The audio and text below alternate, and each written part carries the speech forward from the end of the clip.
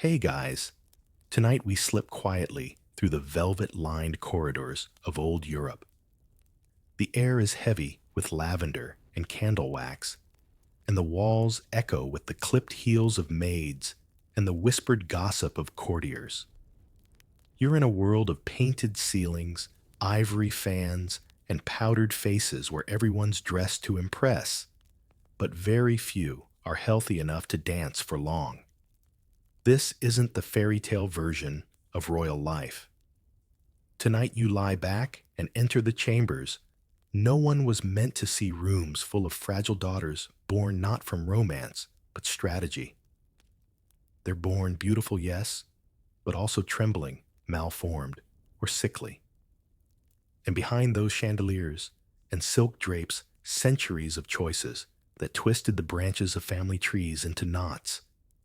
You probably won't survive this if you were a royal. So before you get comfortable, take a moment to like the video and subscribe, but only if you genuinely enjoy what I do here. Drop your local time and where you're listening from in the comments. I love seeing how far these strange old stories travel. Now dim the lights, maybe turn on a fan for that soft background hum. And let's ease into tonight's journey together. You start, as always, at the entrance. Wide marble steps rise before you, the scent of polished wood and perfume swirling around as you're ushered into a palace reception hall. It's grand, yes, but you can't shake the feeling that it's also a bit claustrophobic. Everyone here is someone's cousin, or niece, or both. You watch a teenage girl walk past Spine, perfectly upright mouth set in a regal smile. She looks flawless until she collapses. A lady in waiting rushes forward to lift her. No one reacts. This is normal. These are Europe's royal daughters. And this is the gilded cage they grow up in. Take Spain, for example. The royal daughters of the Habsburg dynasty are dressed in stiff brocades that weigh more than they do. They learn French Latin and how to bow properly while fainting. Their beauty is praised, but their bodies, well, they're not holding up. And it's not because of corsets. It's because their parents are often uncle and niece. In the 16th and 17th centuries, royal houses began to spiral inward. Keeping power within the bloodline became more important than keeping the bloodline healthy. And that's where things begin to fall apart subtly at first. A limp here. A child who doesn't speak until 10.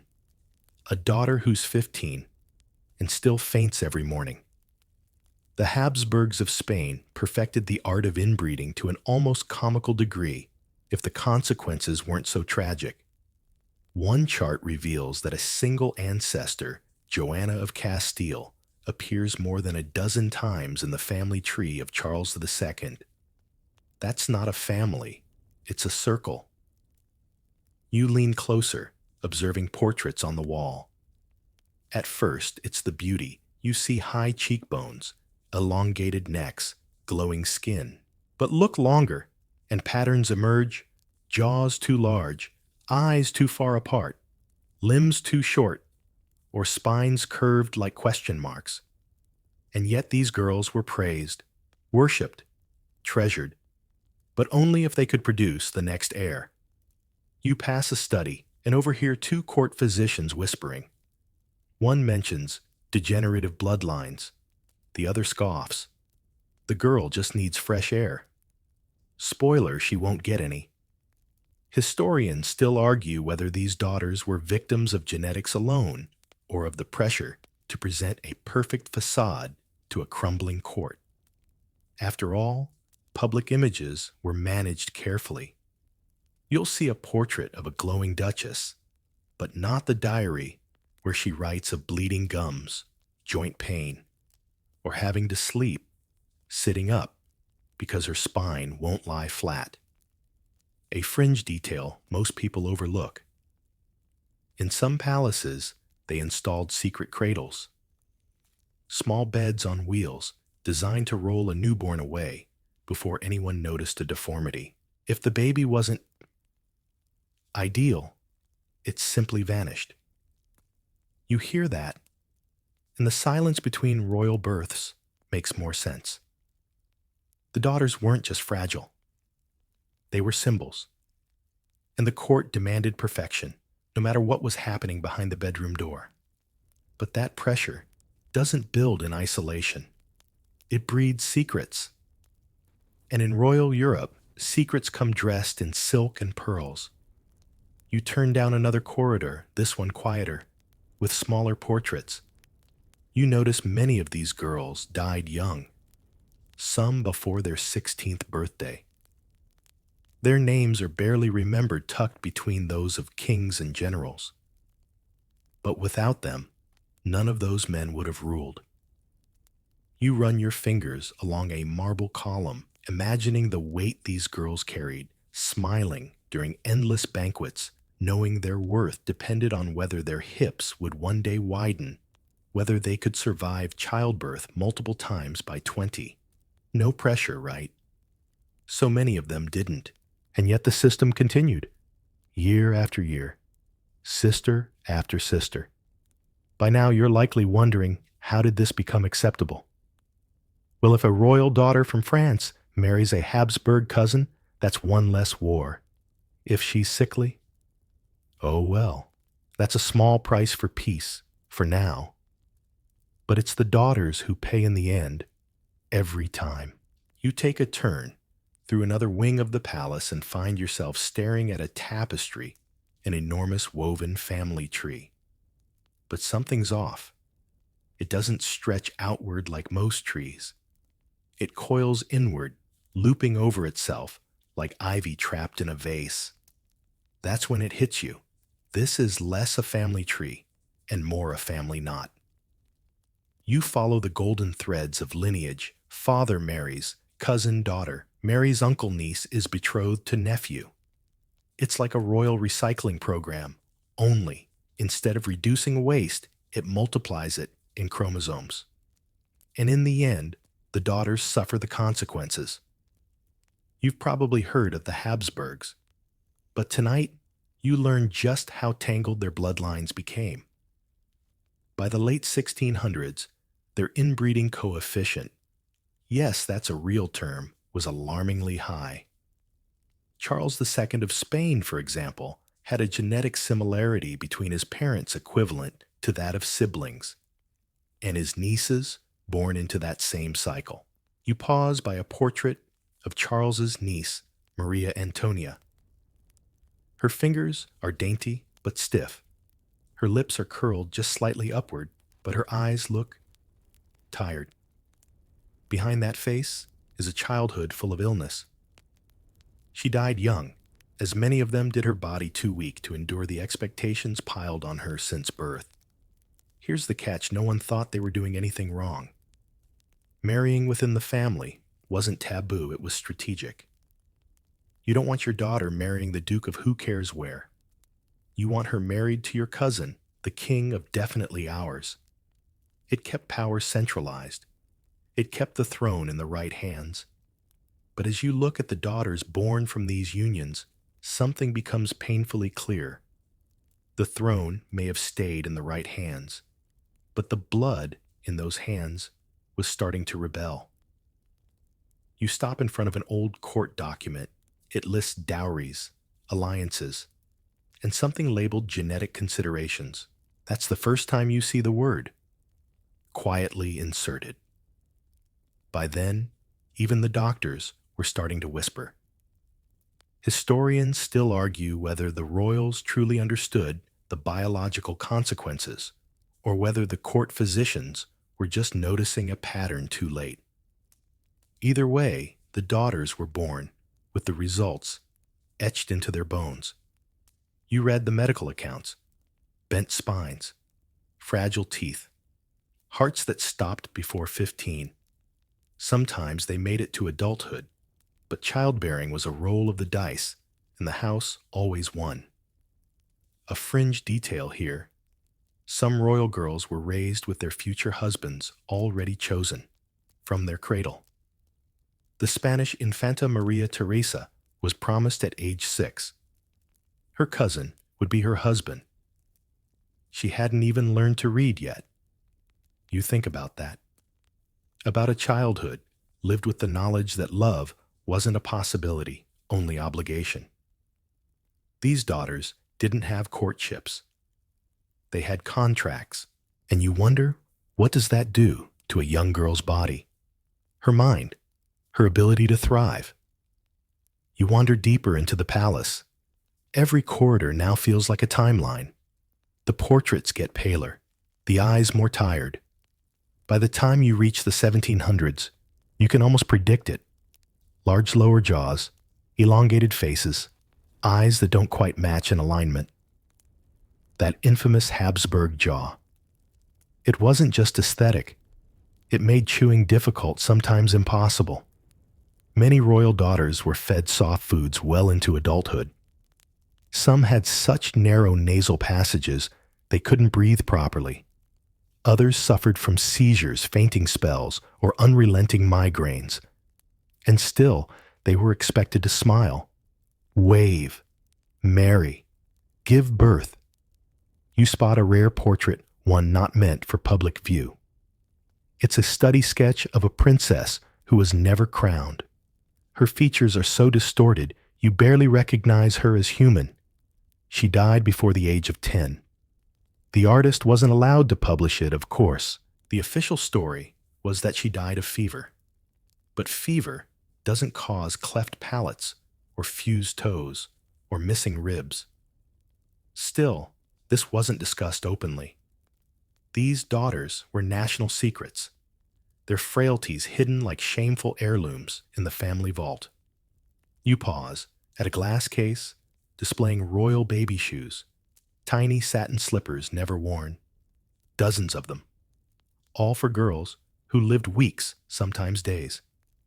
You realize with a shiver that in some courts, daughters weren't even named until they'd survived a year. Why bother? The odds weren't great. It wasn't just the Spanish. The Austrian Habsburgs, the Bourbons of France, even the British royal line dabbled in cousin marriage. A small web of alliances reinforcing each other again and again until the web collapsed. You think of that one moment repeated across centuries, a little girl in a golden crib surrounded by expectation and too weak to lift her head. That's what a family tree without branches gives you. You shift your gaze from the family tree to a richly framed portrait on the opposite wall. The young woman staring back at you is Isabella of Spain. Yes, that Isabella. You might remember her as the queen who financed Columbus, but tonight you're not here for ships or spices. You're here for the quiet crack that ran through her bloodline, already forming long before she wore a crown. You step into her world. It smells of incense and hot wax, and the marble floors click beneath your feet as you trail her through palaces where Latin prayers echo from every wall. She's dignified, sharp-witted, and unusually educated for her time. But while she ruled with strength, her genetic legacy would tell a different story. A story not of empires built, but of bodies broken. Isabella herself wasn't the product of severe inbreeding, but she began a line that soon doubled and redoubled its connections. Her children married their cousins.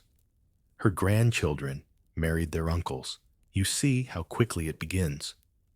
One generation decides to keep it in the family, and 3 generations later, the family starts to fall apart. You walk beside her as she raises her daughter Joanna, later known as Juana la Loca. The nickname sounds cute, almost gossipy. But as you follow Joanna's story, the room grows colder. Was she actually insane? Historians still argue whether Joanna suffered from severe clinical depression, schizophrenia, or was merely a victim of political imprisonment. What's certain is that her mental instability, whatever its cause, was ignored by the royal advisors, except when it became convenient to lock her away. Here's where things turn. Joanna marries Philip the Handsome of Habsburg. Their union births not just a dynasty, but a loop. Their children would carry both their bloodlines over and over until their descendants could barely breathe. Isabella's legacy spreads across Europe, like perfume sweet at first, but cloying over time. Her daughters and granddaughters become queens of Portugal, France, England. But with each title comes another cousin husband, and another daughter born into the same slow spiral. A quirky side note, Isabella was obsessed with the idea of religious and racial purity, an idea that filtered into her family's obsession with blood purity. It wasn't just about controlling faith, it bled into biology. Literally. You imagine Isabella sitting in her chamber writing letters to her daughters, "Marry your cousin. It will secure the throne." And maybe, in her world, that made sense. But she couldn't have imagined what those decisions would cost the daughters 5 generations down the line. Now, step into the court of her great-great-granddaughter, Maria of Spain. You see the same stiff posture, the same pale cheeks. Only now there's a tremor in her hands. The servants whisper, "It's nerves, but you know better." The tremor is her inheritance. By this point in the lineage, conditions like epilepsy and developmental delay were frequent visitors to royal nurseries. You find a record hidden in the corner of a dusty ledger of one infant princess who never learned to speak, not because she didn't want to, but because her brain simply couldn't manage it. A modern geneticist would raise eyebrows immediately. Back then, the midwife just shook her head and blamed the moon. As you trail behind the royal daughters, you begin to notice the same patterns. Wide foreheads, low muscle tone, delayed speech, infertility, but no one says a word aloud. The court functions on silence, on pretending. It's as if they thought nobility could somehow outwit biology. You arrive at a grand staircase where a portrait of Isabella hangs high above you. She looks majestic, distant, immortal. But now you know the truth. You know that the legacy she left wasn't just about Catholic monarchies and colonial empires. It was about DNA, about daughters born with too much pressure on shoulders too narrow to hold it. A final strange detail. One of Isabella's great-granddaughters was reportedly born with a fused spine. The official record calls it a delicate condition. But doctors' private notes hint at something more serious, possibly scoliosis so severe she couldn't walk without assistance. She was still married off at 16. You let that sink in. Because in this world, it didn't matter if the daughter was healthy. It only mattered if she looked good in the wedding portrait.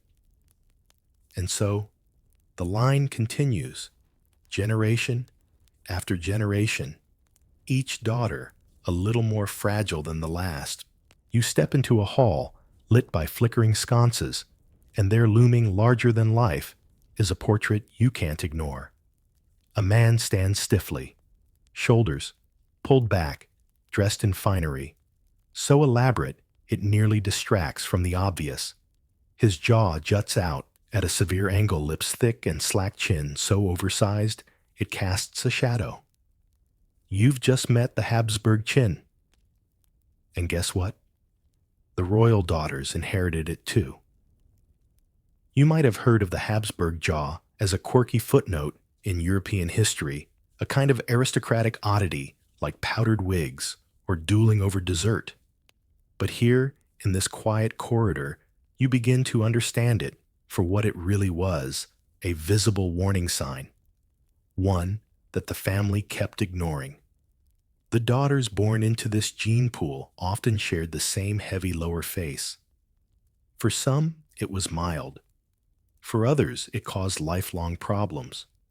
Misaligned bites, slurred speech, inability to chew, chronic jaw pain, and unlike their male counterparts, they couldn't hide behind beards or military medals. They were supposed to be beautiful. You imagine a teenage princess sitting in front of her mirror, learning how to smile without showing teeth. It's not vanity, it's survival. Historians still debate whether the Habsburg jaw came from one specific ancestor or a blend of several close marriages. Either way, it's a perfect case study in hereditary traits compounded by generational inbreeding. The more they married their cousins, the more prominent the jaw became, along with the other less visible traits. You pass a bust of a royal daughter from Austria. She's carved in marble eyes uplifted like she's seeing heaven, but her mouth, it hangs open slightly. That wasn't a stylistic choice. It was all she could manage. The sculptor likely had to work around it. And here's something even more uncomfortable. Many royal portraitists were instructed to soften the jawlines of their subjects. One artist even left notes suggesting he was told to paint from a flattering angle to minimize the mouth. So the paintings lied, just like the official histories, but private letters didn't. You peer into a preserved collection of correspondence between two noblewomen from Spain. One writes of her sister, she cannot bite into bread without pain. The physicians suggest boiling all food.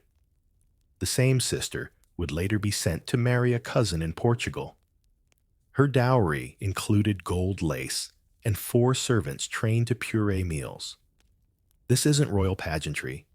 This is quiet suffering with no escape clause. A fringe tidbit one physician in the 1600s believed the Habsburg jaw was a sign of divine blood. Yes, he argued that such a distinctive feature must be a mark of chosen lineage. The court ate that up, and so the chin kept showing up in cradle after cradle. You find yourself in a music room where a small harpsichord rests beneath a painting of yet another princess. Her fingers are long and elegant, but the records say she rarely played. Why chronic TMJ, temporomandibular joint dysfunction? Modern diagnosis, ancient pain. The jaw locked during times of stress, and stress was constant. By the time you reach the 1700s, the jaw has become more than just a feature. It's a warning. Doctors start documenting it, charting it, even sketching exaggerated versions in private journals. But still, the royal marriages continued. Because love, that was for peasants. The tragedy here isn't just physical, it's psychological. Daughters who struggled to eat were mocked at court dinners. One French noblewoman wrote about her cousin-in-law.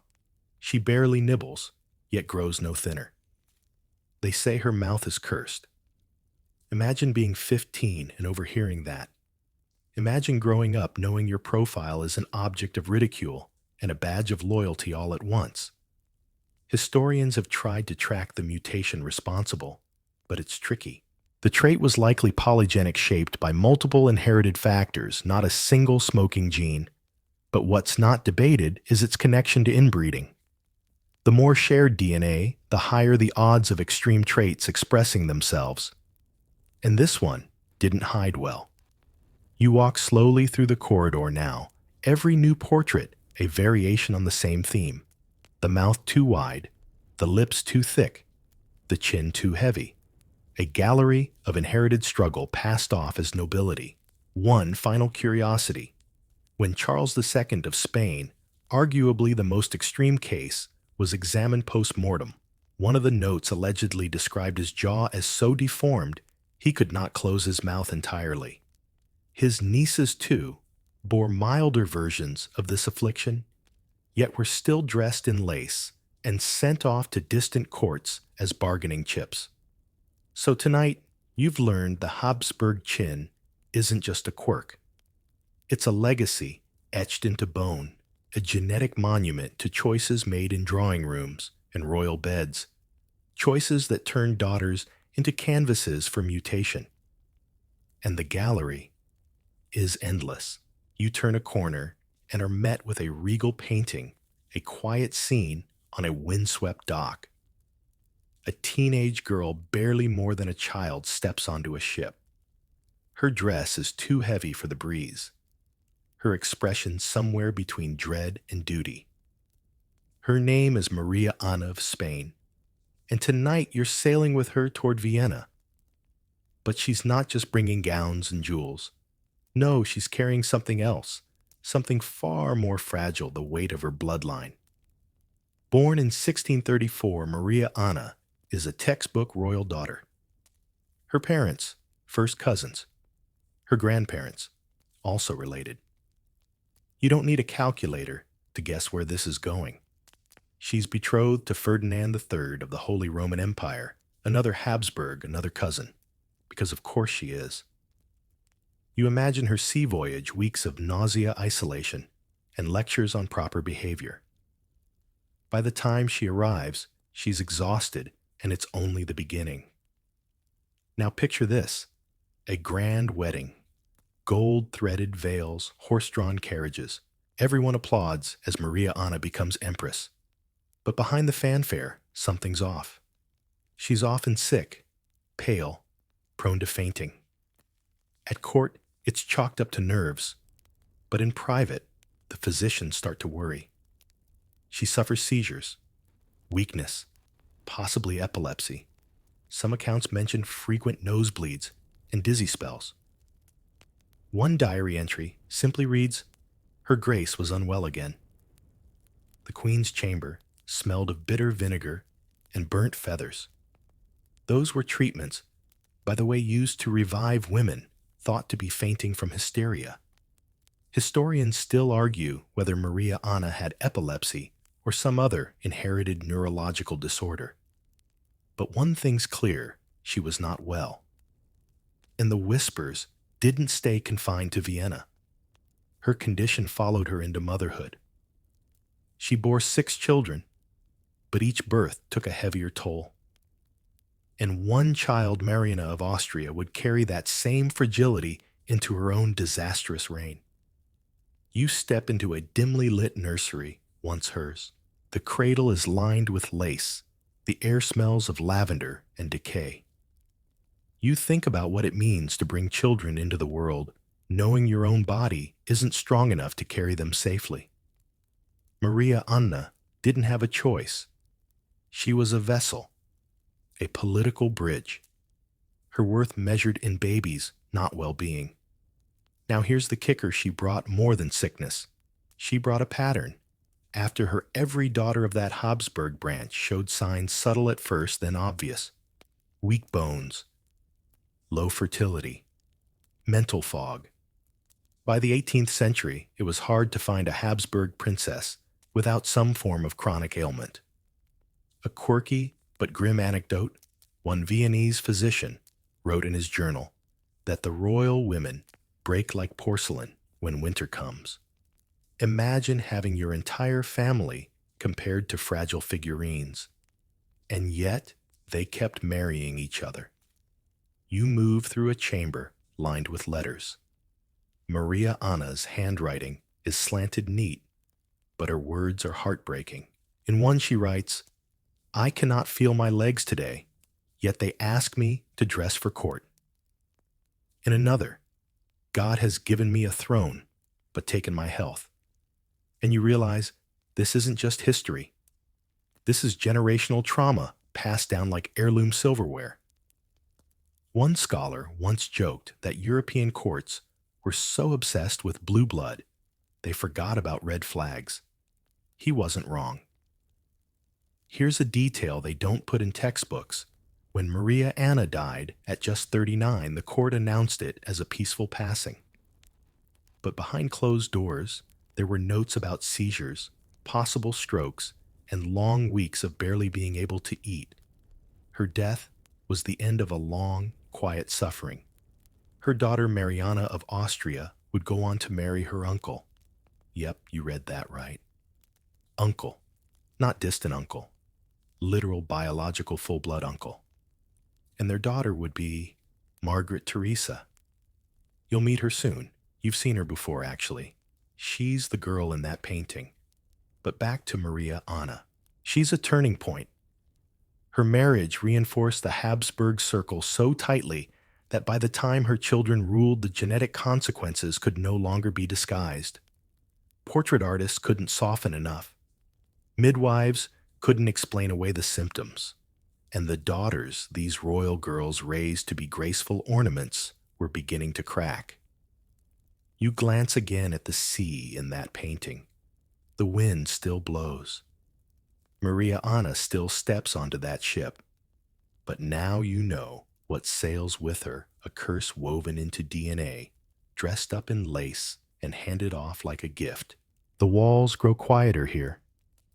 The laughter of courtiers fades, and the scent of beeswax gives way to something colder, dust maybe, or memory. You've wandered behind the scenes now, into the parts of the palace no one tours, behind closed velvet doors. Here is where the truth hid. You push gently past a thick curtain and find yourself in a nursery. The cradle is carved from oak, its canopy draped in lace. Dolls lie arranged in perfect rows, one is missing an eye. And in the corner, half shielded by a divider, a wooden chair with restraints. A princess once sat there, twitching uncontrollably. Her name is gone from the plaque. In public, she smiled. In private, her limbs bent unnaturally, her speech slurred, her mind drifted. You've heard of royal daughters dying young, but what you haven't heard is how many lived but were hidden. Not every ailment killed.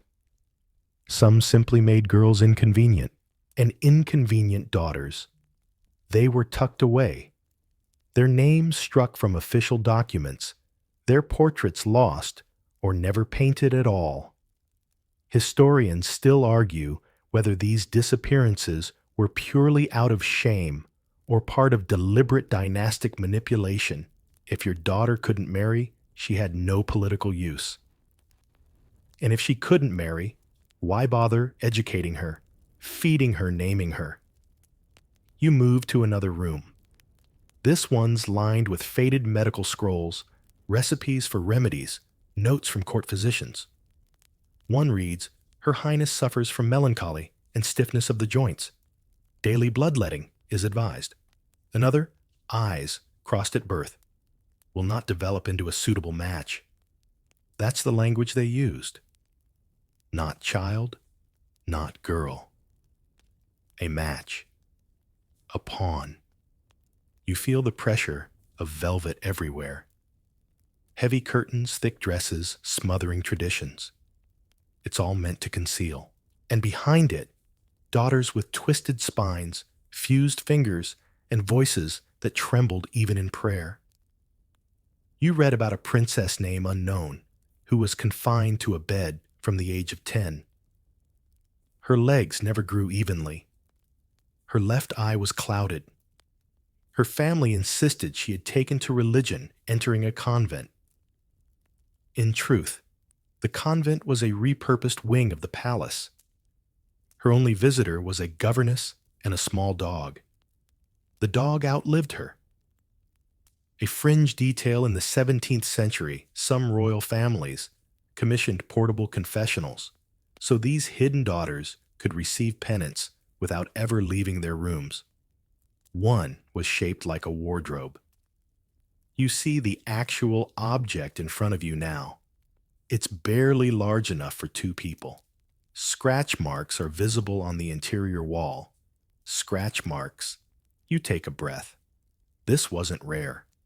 Across Europe, noble families learned to manage genetic fallout by removing their daughters from public view. The boys, if they were heirs, were kept no matter how sickly. But daughters disposable. As long as the family had one or two passably healthy girls for diplomacy, the rest could vanish. You step into a mirrored dressing room. A diary rests open on a table belonging to a French duchess's lady-in-waiting. One passage reads, "The youngest girl. Poor thing cannot speak and cries often. The queen does not allow her at court dinners. for she makes the guests uneasy. And just like that, a child becomes a shadow. You wonder how many royal daughters were locked away, not because they posed a threat, but because they embarrassed the portrait. How many were buried under silence, their stories stitched shut like their gowns. Here's something else some families employed: decoy daughters. Healthy cousins were dressed as the real princess during public processions while the actual girl was hidden. The deception worked mostly, until the marriage, of course. Then it became someone else's problem.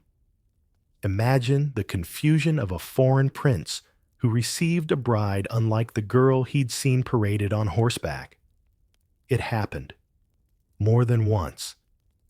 Still, the illusion of perfection mattered more than truth, even when that illusion meant hiding daughters behind locked doors. You notice, too, that many of these girls lived surprisingly long. Not vibrant lives, but long ones, silent ones. Their bodies didn't allow marriage or childbirth, so they weren't burned out young like their sisters. They became court ghosts, wandering palaces like forgotten furniture. One Austrian princess was said to shuffle the same corridor every morning, reciting prayers to dolls lined up on the windowsill. She lived into her 50s. You see her shoes in a glass case now, tiny, soft-soled, worn down by repetition. The tragedy isn't just the sickness, it's the quiet, the way their lives folded in on themselves page after page of unwritten history, not because there wasn't anything to tell, but because no one dared to tell it. So much royalty, so many names. And yet here, behind these velvet doors, are the daughters they left out. You drift now into a chamber draped in dusky gold, where two delicate portraits hang side by side. At first glance, they look identical. Two Spanish princesses, young demure, bathed in candlelight. But as you lean closer, the resemblance becomes unsettling. The same pale complexion, the same heavy-lidded eyes, the same uncertain gaze, as if they know what history will do to them. These are the Spanish sisters who would both wear crowns. And both fail at the one task their entire childhoods prepared them for bearing heirs. You trace the outline of the first Maria Anna of Spain, a gentle beauty with the usual Habsburg credentials, meaning her parents were cousins, her jaw slightly protruded, and her health was already a topic at dinner by the age of 10. She married into the Austrian branch of the family and did what royal daughters were told to do: conceive. Repeatedly. She did manage to produce children, but none strong enough to secure the dynasty. Several were stillborn. Others died in infancy. And the ones who lived frail quiet, always ill. Her sister, Margarita Francisca, wasn't so lucky. Sent to Portugal to become queen, she suffered miscarriage after miscarriage. The court whispered about the queen's weeping womb, a phrase both cruel and shockingly common in the letters of the time.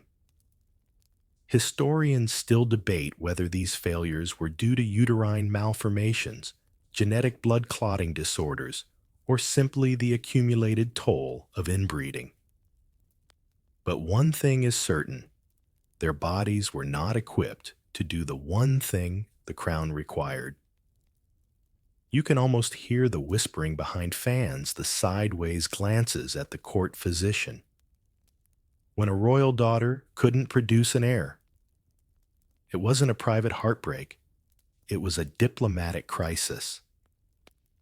And here's the irony: it was their fathers and grandfathers who built this cage of bloodline purity, who insisted on marrying niece to uncle, cousin to cousin.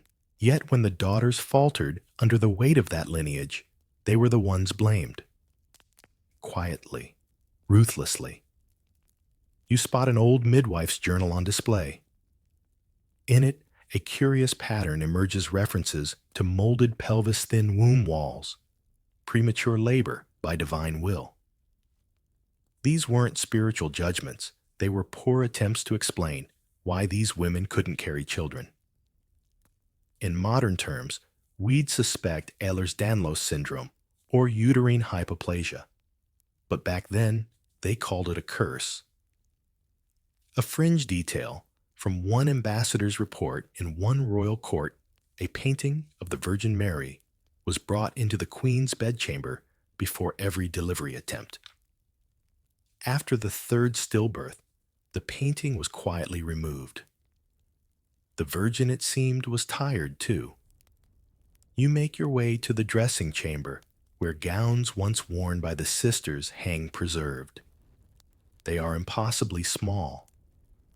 Waistlines the width of your forearm, corsets stitched for bodies that never bloomed into womanhood fully. You wonder how they even breathed. And then you notice the stain on the hem of one gown. Faint, rust-colored, hidden beneath embroidery. Blood. Maybe from childbirth. Maybe from miscarriage. But it's still there. Proof that something happened. Something very real.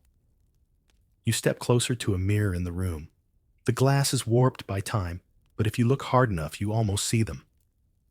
Two sisters raised as princesses cloaked in jewels, but unable to fulfill the single role they were never allowed to question.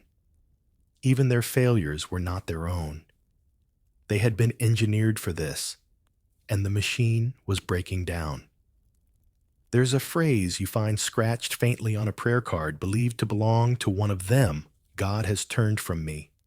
My body is hollow. 7 words. A lifetime of grief. A modern historian once called them the forgotten queens of reproductive tragedy. But that's not quite right. They weren't forgotten. They were ignored until they failed. Their bodies bore the cost of dynastic obsession. They were expected to be both divine and durable, but they were human and fragile, and through no fault of their own, genetically compromised from birth. You leave the chamber with a knot in your throat, because no crown, no palace, no portrait could ever protect them from the betrayal built into their very blood. The sound of soft music draws you down another corridor, harps, flutes, and polite laughter drifting from a formal hall. You step inside a mirrored ballroom, chandeliers twinkling like frozen stars. Beneath them, powdered aristocrats swirl across the polished floor. They move with perfect posture, flawless poise, and a looming obsession purity. But not moral purity, not spiritual purity, blood purity. Tonight you're eavesdropping on a court where cousin marriage is a strategy, not a scandal. Where physicians debate not how to avoid inbreeding, but how to optimize it. You overhear a doctor whispering to a noblewoman that her daughter's upcoming marriage to her first cousin is a perfect match, genetically harmonious. He actually says that. Meanwhile, servants outside pass around buckets for a vomiting princess age 12 who just got her first betrothal letter. The concept of dynastic purity wasn't just cultural. It was a full-blown medical theory in many courts. The idea that mixing bloodlines diluted strength had taken root. Ironically, they believed inbreeding could preserve greatness. Royal traits, after all, like blue eyes, fair skin, or Habsburg features, were seen as divine blessings. Why risk losing? Those historians still argue whether this belief stemmed more from pseudoscience or old-fashioned superstition. Probably both. What's clear is that it was deadly. You pause at a cabinet filled with apothecary jars, powders, dried herbs, strange roots. One is labeled pulvis consanguini powder of kin blood.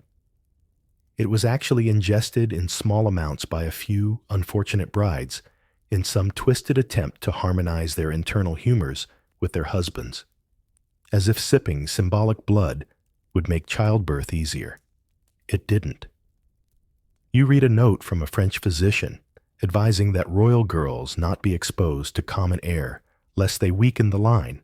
One princess was reportedly kept indoors for 7 straight years before her marriage, her skin so pale she startled guests. And still, the system pressed forward, cousin after cousin.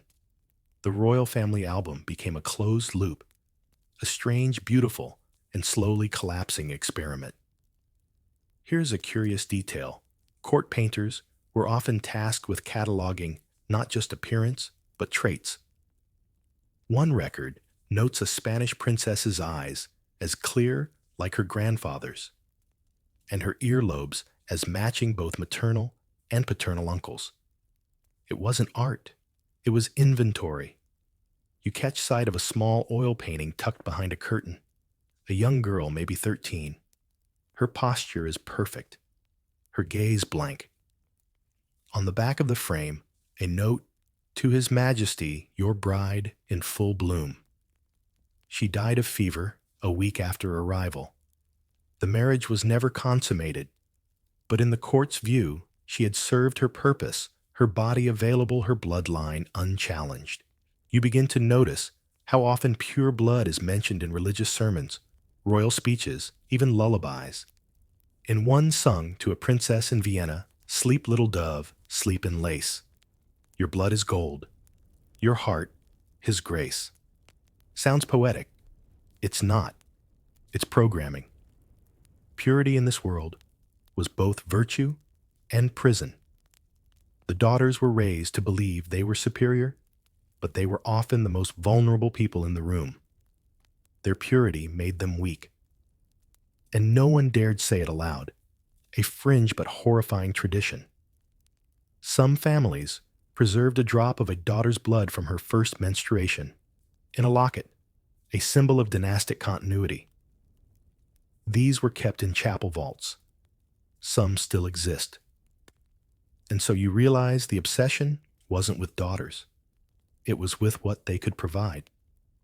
You read a letter from a Spanish queen to her sister. "He marries me for what I carry, not for what I am. My blood is the coin, and I the purse." She wasn't exaggerating. You sit for a moment in a velvet chair, watching the candlelight flicker against mirrored walls. The reflection of so many princesses, identical posture, identical smiles. You wonder how many saw their fates sealed in infancy. How many never even questioned the path set for them because it was all they'd ever known. The music plays on, but now you hear something else underneath it, a quiet rattling. Maybe it's the sound of delicate genetics beginning to buckle. You leave the glittering ballroom behind, and your footsteps grow quieter as the floors shift from polished marble to ancient stone. The air grows cooler. Here and ahead of you glows a single spotlight focused not on a person, but on a painting. It's the painting. Diego Velázquez's Las Meninas.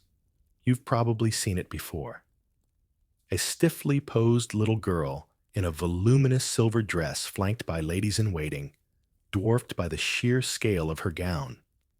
Her name is Margaret Teresa of Spain, and she's remembered for this image more than anything else.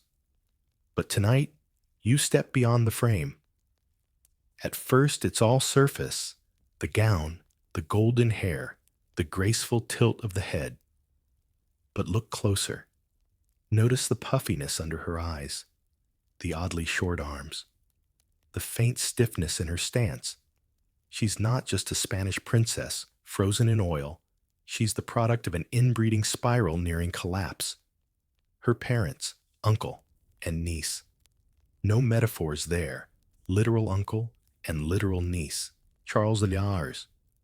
Frau Fitz's blood ran through nearly every artery in her body.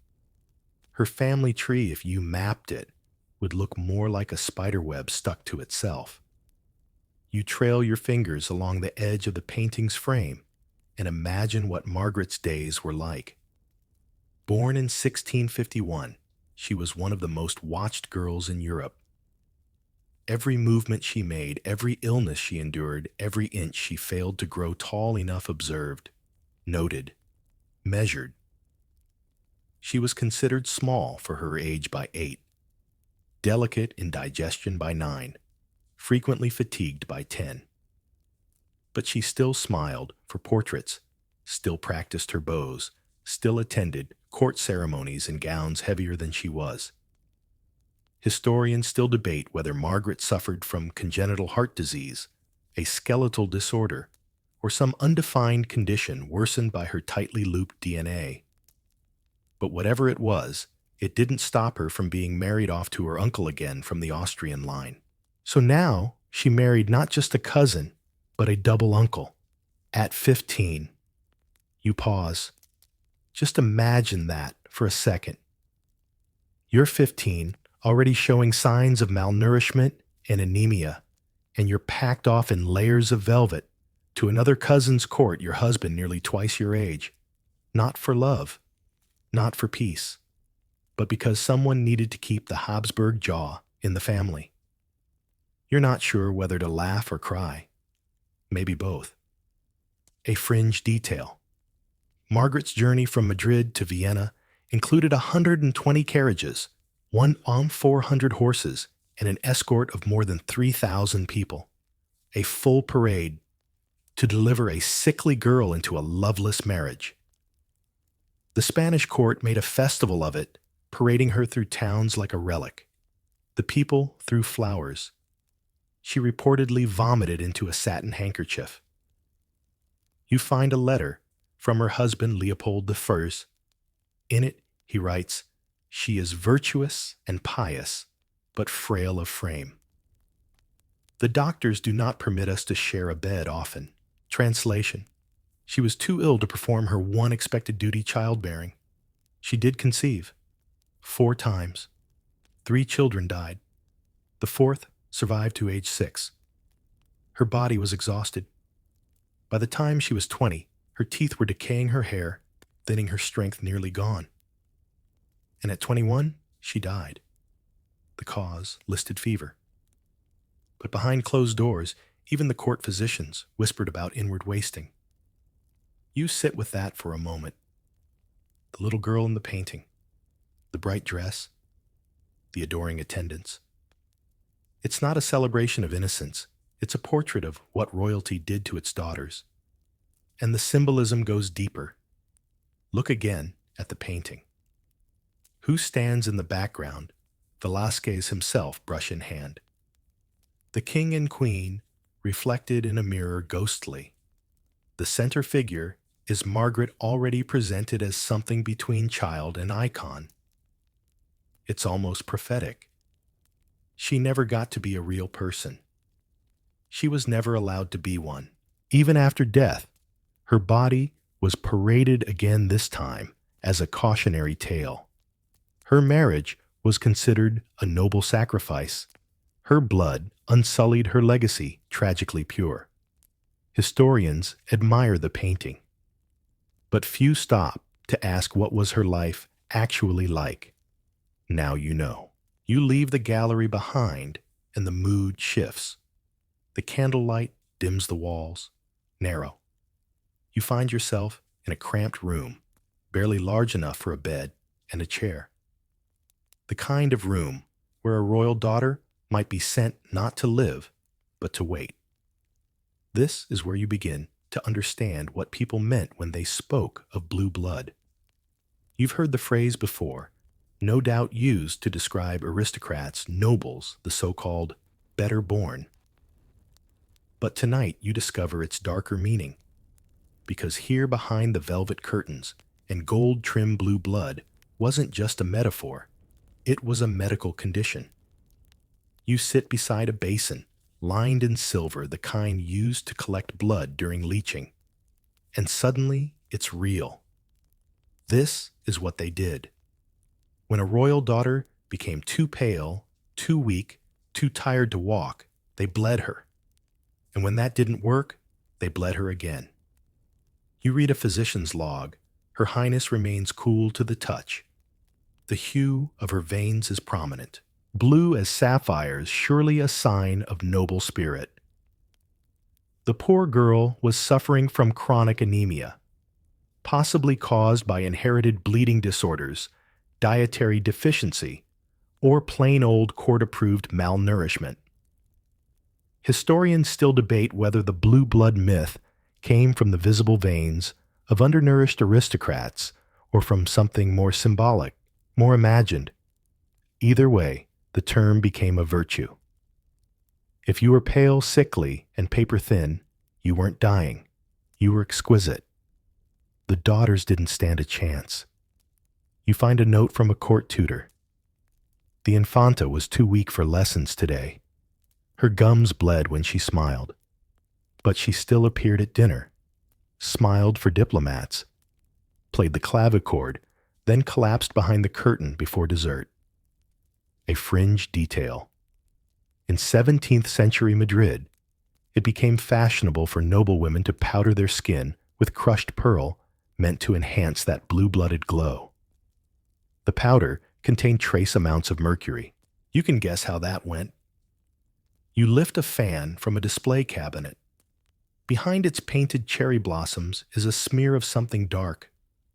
Dried blood, historians believe, likely from a girl who coughed into it between rehearsals for a palace dance. The fan was returned to storage. The girl never seen again. It wasn't just appearance.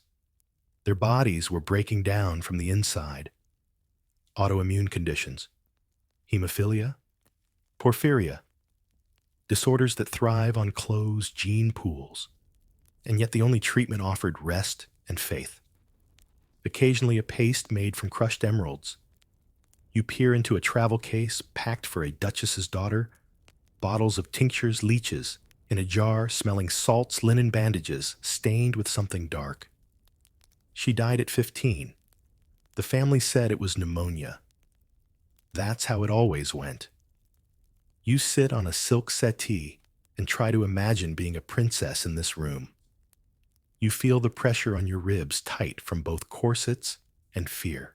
You picture doctors peering into your mouth checking for gum rot, tapping your knees with sticks, taking notes in Latin while you try not to cry. They didn't see girls. They saw experiments. Because if the daughter could survive long enough to bear a son just once, then her pain would have served a purpose. Her weakness would be forgiven. Until then, she existed in a state of trial. Here's something unsettling. Some royal girls were taught to keep diaries, but only in French or Latin languages their mothers couldn't read.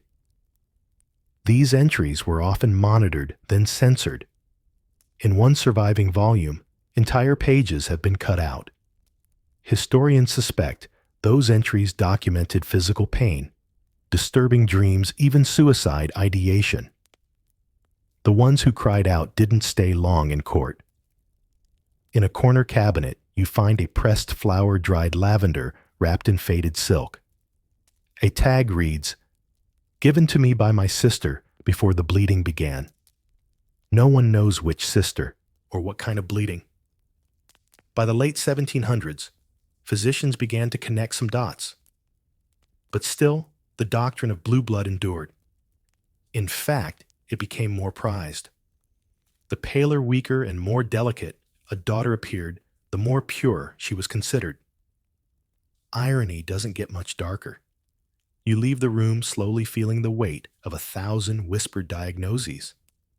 And one last image lingers: a girl in white, sitting by candlelight, watching a blue vein pulse under her skin, and thinking that must mean she's special. Not knowing it means she's doomed. You descend a narrow staircase, now your hand grazing the cold iron of the banister. Below, another wing of the palace unfurls, not a place of portraits or polished salons, but of clinical silence. You've reached the part of the story no one likes to tell. A part where the bride is still a child, and so is the groom. You hear, giggling behind a curtain, strange, nervous laughter. You peek inside and see a bridal suite prepared with rose petals, velvet drapes, and a bed far too big for the two tiny people it was meant for. Because tonight you meet a royal pairing that should never have been. She is just 12. He 13. Or maybe it's the other way around. There are conflicting reports. Both are Habsburgs. Both are pale thin and burdened with too many titles and not enough red blood cells. This isn't a love story. This is a medical arrangement wearing a lace veil. The bride, let's call her Maria for now, was raised knowing that her wedding day might come before her adult teeth did. She's been taught how to bow, how to sit still, and how to sign her name beside her cousin's on a marriage contract written in 3 languages. But she was never taught what marriage is, only that it's her duty. The groom, let's call him Carl, is already showing signs of the family jaw. His foot turns inward when he walks. He tires quickly. He's polite, but clearly confused as to why so many people are staring at him on this particular evening. Historians still argue whether such marriages were ever intended to be consummated immediately, or whether the couple was merely symbolically joined until they matured. But let's be honest, maturity was a loose concept in royal courts. Fertility trumped everything. A fringe but disturbing note, in some palaces the wedding night was observed literally, curtains drawn back, a physician or courtier standing nearby to verify consummation. Think of it as the most horrifying sleepover ever recorded in royal history. You find a letter written by a young Spanish queen to her former governess. My husband cried. I cried. But the archbishop smiled and said the alliance is now unbreakable. No one asked them if they wanted to be broken in the first place. You walk into a dressing room where a bridal gown is displayed tiny child-sized, adorned with pearls and stiff lace. Nearby embroidered slippers no bigger than your hand. These weren't costumes. These were real wedding garments, worn by girls who still played with dolls in secret. And here's the part that cuts deepest. Some of these marriages did result in children. One court celebrated when a 13-year-old bride gave birth. She survived. Barely. The child didn't. You skim through an old physician's ledger. Mother underdeveloped. Difficult labor. Infant malformed. God's will. That last part, God's will, shows up often. Like it could explain away crushed pelvic bones and hemorrhaging. This isn't about love. This isn't even about alliance. It's about urgency. Inbreeding doesn't just cause physical decline, it shortens lifespans. When the family knows that its daughters might only reach 25, they marry them at 12. Because who knows how long the body will hold up. You sit beside a dollhouse in the corner, delicate hand-carved, painted in gold. Inside are miniature figures dressed in court attire. You look closer and realize the bride doll has no face. It's worn smooth by time, or perhaps it never had one. That's how these girls existed. Faceless. Married before they had personalities. Pregnant before they had voices. Dead before they had choices. A French ambassador once joked that in Spain, a girl learns to curtsy before she learns to read, and to marry before she learns to bleed. No one laughed. Not then. Not now. The groom wasn't safe either. Some were too young, too frail, too confused. One record describes a boy groom with a severe clubfoot guided to the altar by 2 guards to keep him from falling. He was crowned King of Bohemia 2 years later. He died at 17. No children. You reflect again on the idea of blue blood, the royal obsession with refinement, and you wonder how refined can a line be before it breaks. In the next room, a cradle sits beside a child-sized throne. On the plaque, the infant queen, crowned, wed, and buried all before age 15. So much ceremony, so little life. You emerge into a warmer hallway, now rose-colored walls, chandeliers flickering gently overhead. The air here carries a faint scent of lavender and powder, almost sweet enough to mask the bitterness woven into the silk of history. Because up ahead, twirling in your imagination through gold-trimmed mirrors and Versailles gardens, is the girl who became a queen, a symbol, and unfortunately, another echo of Europe's genetic gamble. Marie Antoinette, you know the name. The hair, the diamonds, the infamous cake quote she probably never said. But tonight, you're not here for her gowns. You're here for the ghosts in her bloodstream, the legacy of ancestral choices she never made. You follow her through corridors lined with portraits, smiling ancestors from both the Habsburg and Bourbon houses. And with each one, your stomach tightens, because behind every powdered face is another genetic loop, another royal who married a cousin, another daughter born to carry centuries of compressed DNA. Marie was born in Vienna in 1755. Her parents, Maria Theresa of Austria and Francis first cousins once removed. She was the 15th child, and by then the gene pool was running dangerously shallow. You notice it early. Her fragile immune system, the frequent fevers, the dental issues that had her fitted for braces at a time when most girls were losing baby teeth. She had a high, narrow palate, a sign sometimes associated with inherited connective tissue disorders. She also had irregular menstruation, delayed puberty, and what one physician called constitutional softness.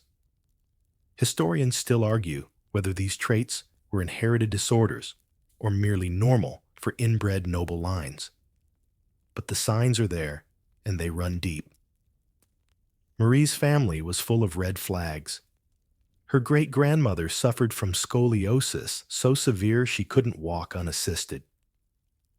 Her uncle was partially deaf and had speech delays into adolescence. One cousin was famously unable to write his own name and required a tutor well into adulthood. Another was prone to fits of inexplicable rage, possibly porphyria, a genetic disease common in royal bloodlines that causes both mental and physical symptoms and can be triggered by stress, which in royal courts was basically the baseline. A fringe detail. One of Marie's sisters was so malformed at birth that her existence was never officially recorded. Rumors swirl of a private grave beneath the palace chapel. No marker, no name. But let's stay with Marie. At age 14, she was married off to Louis Auguste, the future Louis XVI of France, another cousin, of course. The French court greeted her with flowers and judgment. They scrutinized her posture, her fertility, even her smile. Her first menstruation after arriving in France was documented in triplicate. You can't make this stuff up. And then came the pressure to produce an heir. The couple didn't consummate their marriage for 7 years. That's not an exaggeration. Letters flew between Vienna and Versailles, detailing concerns about the delay. One advisor even drew diagrams.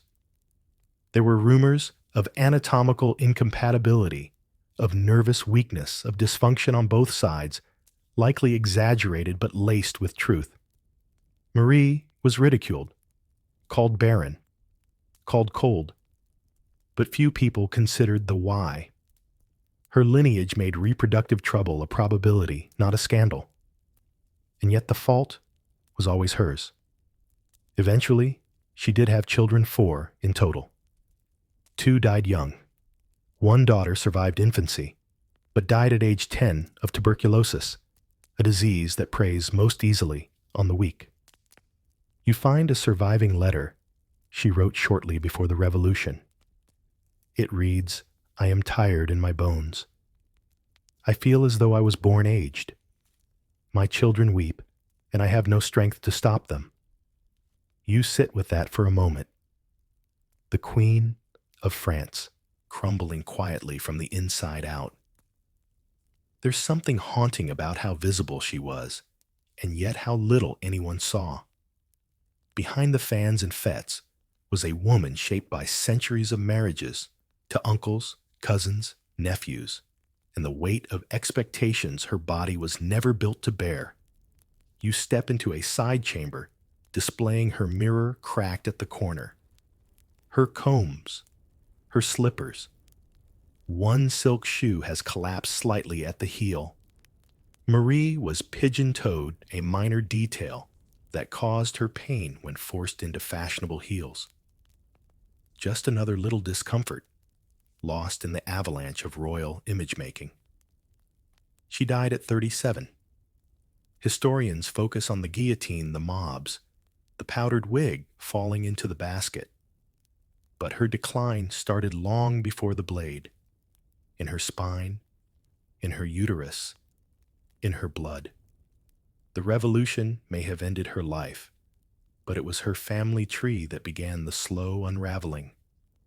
You glance back at her portrait. Not a villain, not a saint, just another daughter of inbreeding, draped in silk, and slowly, quietly, unwell. You pass into a quiet alcove now, where the marble walls fade into rich wood, and the lighting softens. It feels less like a gallery and more like a reading room, and that's fitting. Because this part of the palace isn't filled with portraits or relics. It's filled with letters, handwritten, folded, sealed in wax. Some crisp with age, others crumbling at the corners. Every one of them penned by royal daughters. Some were meant for mothers, some for confessors. Some were never sent at all. Tonight you open them. And what you find isn't diplomacy, it's desperation. The first letter is from a young duchess in Vienna. Her ink trembles in places. She writes, "The air in this palace is still. My skin grows paler, and they call it beauty. But I long for sun, for trees, for breath." She had been kept indoors for 3 years before her marriage. To a cousin. Next, a princess from Portugal. Her handwriting loops in tight circles like she's trying not to cry. They say I am of noble form, but my stomach burns daily. The midwife says it is the child, but I fear it is my own blood revolting. She miscarried 2 weeks later. You begin to notice a pattern. These letters aren't about fashion or gossip. They are pleas, confessions, tiny rebellions inked onto parchment. One writes, "I dream of a husband who does not share my surname." Another, "I begged father to consider a foreign prince. He laughed." Historians still argue whether these letters reflect genuine personal agency or the filtered anxieties of heavily watched girls. But the consistency of tone, the quiet dread, the aching hope suggests something very real beneath the formality. You read one letter that was hidden inside a book of Psalms. A Spanish princess writes, "My body bleeds in ways that do not match the calendar. The physicians say it is womanhood, but my nurse says it is the family, the family." That word shows up again and again, not with affection, but as a force, an obligation, a sentence. A fringe discovery. From a recent archival, find one letter preserved in a silver case was addressed simply to God. It reads, "Why must I marry my mother's brother? He stares too long. I fear him." The girl's name has been lost. The marriage went ahead. You find a bundle of correspondence from a Habsburg girl sent to France. Her French was poor, her handwriting shaky, but her emotions are sharp as broken glass. There is no kindness here. They ask for sons, but I have no strength left to stand. I bleed often. The chair is stained. I am 13. She died 2 years later. unnamed in court records, her portrait was started, never finished. You pause, because these aren't rare exceptions. These are snapshots of a system. One that forced girls to accept cousins as husbands' pregnancies, as proof of duty, and illness as a shameful inconvenience. You open a final letter, this one unsigned, but believed to be from a Polish, Lithuanian princess. Her handwriting is firm, angry even. They teach us Latin, but not how to breathe. They dress us in jewels, but hide us when we cannot walk without help. If I had been born a boy, they would have built statues. But as a girl, I must be silent, even when I'm dying. You set the page down gently. There's no statue of her, of course, just this letter, hidden for centuries in a velvet-bound hymn book. It's hard not to wonder how many of these daughters had stories no one bothered to keep. How many of their letters were burned? How many died with words still pressed to the back of their throats? You glance around the room. These shelves were never meant for memory. They were meant for protocol, birth certificates, wedding contracts. But in between the official records, these personal scraps survived. A royal daughter's voice, if preserved, is a miracle, because everything in her world was built to muffle her.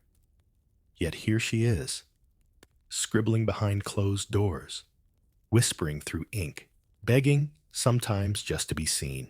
You follow the scent of melting wax and find yourself in a quieter palace, now Lisbon. The wind here smells like salt and citrus, and the royal banners flap more loosely than they did in Vienna or Madrid. But don't let the breezes fool you. Inside the walls of the Portuguese court, madness reigns. Tonight you meet Maria, the wife of Portugal, the devout, delicate daughter of cousins, and one of Europe's most tragic royal minds. She was called Maria the Pious, a queen who prayed fiercely, ruled earnestly, and eventually heard voices no one else could hear. Born in 1734, Maria was the daughter of King José I of Portugal and Mariana Victoria of Spain, both direct descendants of multiple Habsburgs. You already know what that means. A family tree twisted so tightly the fruit started to rot on the branch. As a child, Maria was bright, imaginative, and sensitive, but by adolescence, people noticed something else. She was emotionally volatile, prone to sudden crying fits, deep religious guilt, and terrifying nightmares. Her teachers dismissed it as spiritual intensity. But her ladies-in-waiting wrote of screams in the night and fainting spells in the garden. Still, she was a princess. So she was married naturally to her uncle, Dom Pedro, Prince of Brazil, 25 years her senior. If you're keeping score, yes, uncle, full-blooded. The match was praised for strengthening the Bourbon alliance. It also, spoiler, did not help her mind. Historians still argue what Maria truly suffered from, some say bipolar disorder. Others suggest schizophrenia, and some propose porphyria, which runs in royal bloodlines and affects both mental and physical health. But whatever the diagnosis, her descent was unmistakable. She became Queen of Portugal in 1777. At first, things went well. She was educated, devout, invested in politics, but then tragedy struck like falling dominoes. Her husband died. Then her eldest son. Then her confessor. One after the other, and Maria unraveled. She began weeping uncontrollably during court ceremonies. She screamed during Mass. She would fall into long, unblinking trances, then suddenly begin shouting that she was damned, that God had abandoned her, that the palace was filled with devils. A fringe anecdote: one visiting ambassador reported hearing Maria from across the palace grounds. She howled like a wounded animal, he wrote, and called herself a serpent. Eventually, her son João had to seize power and declare her unfit to rule. But even then, they didn't say mad. They said melancholy. They said too devout. They said anything but the truth that the royal bloodline had finally turned against itself. You walk through her chambers now. A statue of the Virgin Mary is cracked at the base, candles melted all the way down. Her bed is narrow. The sheets preserve the pillow faintly stained with oil, where it's believed her forehead was anointed during one of many exorcisms. Yes, exorcisms. The royal court, unsure how to treat mental illness and unwilling to name it, turned to the church. Maria was subjected to hours of prayer, fasting, holy water, and confinement. But what she needed was rest, and medicine, and silence. She got none of it.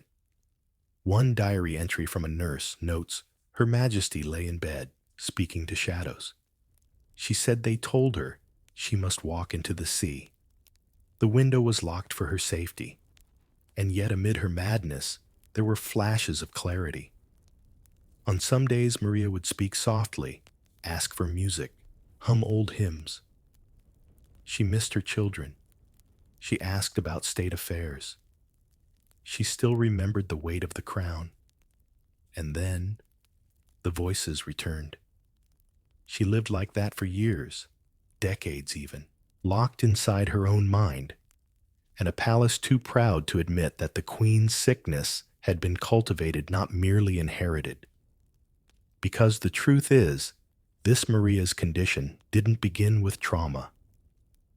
It began with a deliberate narrowing of blood. Her parents, grandparents, and great-grandparents had all chosen cousins, siblings, and uncles. By the time she was born, her fate had been cast. You pause before her portrait. It's a gentle one, hands folded, gaze turned upward. She looks devout, trusting. But the painter left out the shadow in her eyes, the twitch in her jaw.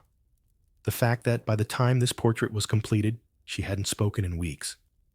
She died in 1816, a queen to the end, but also a prisoner, not of politics, not of war, but of her own DNA. You step through a tall arched doorway into a chamber lined with tapestries of cherubs and gold thread, but the air here is heavy, and the hush is different. This isn't a throne room, it's a nursery, or rather, a mausoleum for cradles.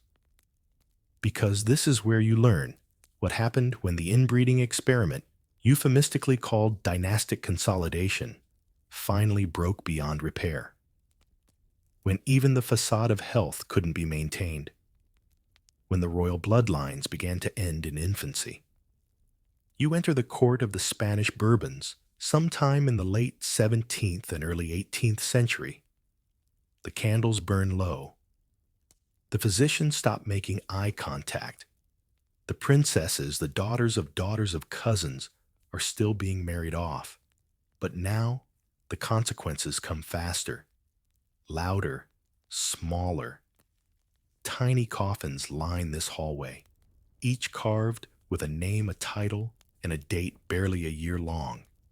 One lived 6 months, another 3 weeks. One baby girl, Infanta Maria, Clara de Todos los Santos, lived only 9 hours. The nurse who attended her left a single note. She never cried. You feel it now, the cold dread of an inheritance gone wrong. Historians still argue whether these mass royal infant deaths were the result of recessive disorders, immune deficiencies, or hemophilia. But there's no question, the closer the marriages, the shorter the lives. And the daughters. They were the most fragile of all. A fringe fact in the late Bourbon court, physicians began referring to royal infants as the porcelain ones. Beautiful, breakable, and often gone by morning. You read a journal entry by a nursemaid, Her Excellency, the Duchess of Segovia, has delivered again. The child does not open its eyes. The mother, has not risen from bed. Her last child passed in December. This is the third burial in 4 years. No one dared call it genetic. No one dared suggest that perhaps the bloodline had become incompatible with life. Instead, they offered more prayers, more saints, more cousins. You pause at a christening gown displayed under glass. Its exquisite lacework from Flanders pearls too small for your fingertips. It was worn once, for a portrait. The child in that painting died before it could sit up. Some families tried to hide it. They gave the same name to multiple infants: Maria Luisa I, Maria Luisa II, Maria Luisa III, hoping at least one would live long enough to walk, speak Mary. Sometimes none did, and yet the line didn't stop. Daughters kept being born, sickly, tired, often silent.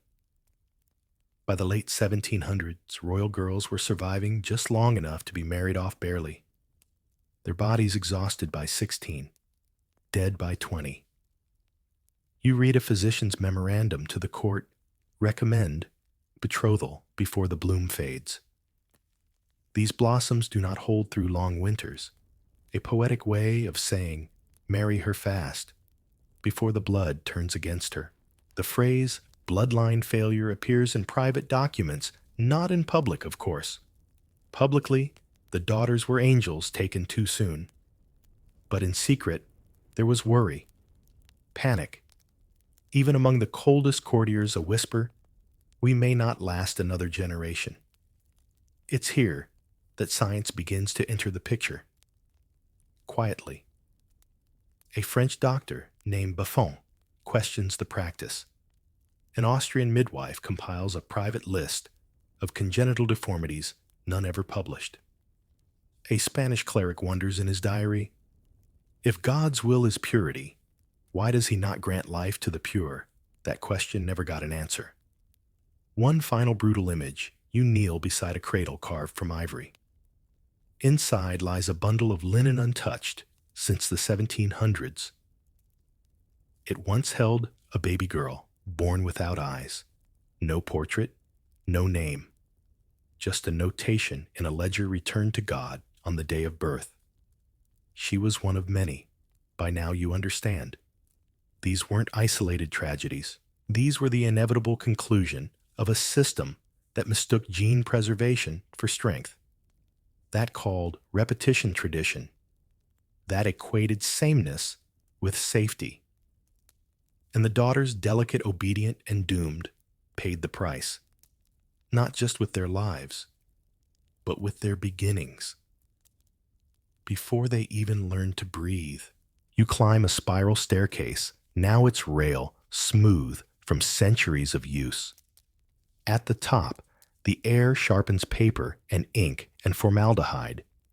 You've arrived in a room that feels clinical strange and slightly out of place in a royal palace. There are no portraits here, just charts, diagrams, skeletons behind glass. Welcome to the birth of eugenics in a ball gown. In the late 18th and early 19th centuries, something shifted. As the coffins piled up and the brides grew paler, a new kind of figure entered the royal courts, the scientist. Well, sort of. These men wore powdered wigs like everyone else, but their tools were rulers, calipers, and stacks of paper. And their mission to fix the problem of crumbling royalty with math. You approach a table laid out with old documents. Handwritten genealogy maps stretch across the surface like tangled wires. The title of one, On the Fortification of Noble Traits Through Line Breeding. And yes, that term was actually used. Line breeding. Because inbreeding had become awkward. These papers don't describe people, they describe features. Chin length, eye color, head circumference, birth survival rates. You find one chart that maps seizure frequency in royal infants against the closeness of their parents' relation. Spoiler, the lines go up together. You scan a letter from a Bavarian court physician addressed to a duke. It is not the intermarriage that weakens us. It is the lack of scientific oversight. Let us approach the bloodline not as accident, but architecture. Basically, keep marrying cousins. Just do it more strategically. Historians still argue whether this was true early eugenics or a precursor to it. Either way, it was cold. It reduced royal daughters to data points. One physician referred to them as maternal instruments in a published memo. The daughter, in his view, was merely a vessel for genetic delivery. A fringe anecdote. In 1821, an actual measuring ceremony took place in a German court. 3 princesses stood in linen shifts, while scientists recorded limb ratios and cranial width. The girls were 13. Their mothers were told it was for future marital alignment. Let that sink in. You move toward a cabinet displaying early calipers and skull models. Notes tucked beside them reveal that some royal families began ranking their daughters based on breeding potential. Criteria included hip span history of miscarriages in the maternal line, and most tragically, obedience under observation. In short, the girls who suffered quietly were rated higher. You find a letter from a court surgeon in Vienna. The Infanta is pliant and resilient. Though she suffered 2 collapses this winter, her pulse remains strong, and her womb uninjured. She is thus a sound candidate for reproduction. That sentence is about a 15-year-old. You wonder, did any of these daughters know how they were being assessed? Did they notice the measuring tapes, the lingering stares of the court doctors? Or had it become so normal, so institutionalized, that no one even questioned it? Probably the latter. You examine a watercolor sketch labeled Duchess Maria of Modena postpartum analysis. The girl in the image is draped in cloth, her abdomen circled in ink. The record states she suffered from ruptured membranes and inadequate uterine function. She gave birth 3 times. All infants died. You find her death record. Age 22. Here's something that chills you by the mid-1800s. Entire breeding charts existed, tracking which pairings had produced viable issue and which had not. One noble family actually color-coded their lineage green for strong children, red for stillbirths, gray for developmental delay. The royal daughters then were no longer people. They were investments, evaluated, compared, discarded. You sit by a window and stare out over the palace grounds. Somewhere out there, girls just like them rode horses, learned music-embroidered initials into cloth napkins. Meanwhile, upstairs, men were charting their pelvises. This isn't just cruelty. It's optimization of cruelty. A French noblewoman once wrote in her journal, "My daughter is too clever. They say cleverness does not breed well. I must teach her to be simple." The daughter was married off to a cousin at 16. She died in childbirth. The journal ends there. By now, you don't wonder why the daughters broke. You wonder how any of them survived. You leave the room. Slowly. Because even in the age of enlightenment, these girls were not seen as enlightened. They were experiments. And the scientists? They didn't wear lab coats. They wore medals. You descend into cooler stone, now beneath the vaulted ceilings of a smaller court. This is Copenhagen. Quiet, often forgotten. But here, in the echoing rooms of the Danish monarchy, you encounter a peculiar silence not of secrecy, but of sound itself. Because here is where the daughters weren't just sickly or sad. They were deaf. You find yourself surrounded by paintings of young women, each serene, each lovely, each with the same gentle tilt of the head, the same softly parted lips. And if the notes are to be believed, each one unable to hear. This is no coincidence. In the late 18th and early 19th centuries, the Danish royal family saw a strange pattern princess after princess born without hearing. Not fully deaf in every case, but often impaired, struggling to speak clearly, never quite able to follow conversation in the echoing marble halls. At first, it was written off as a fluke, a childhood illness, a curse. But soon, it became impossible to ignore.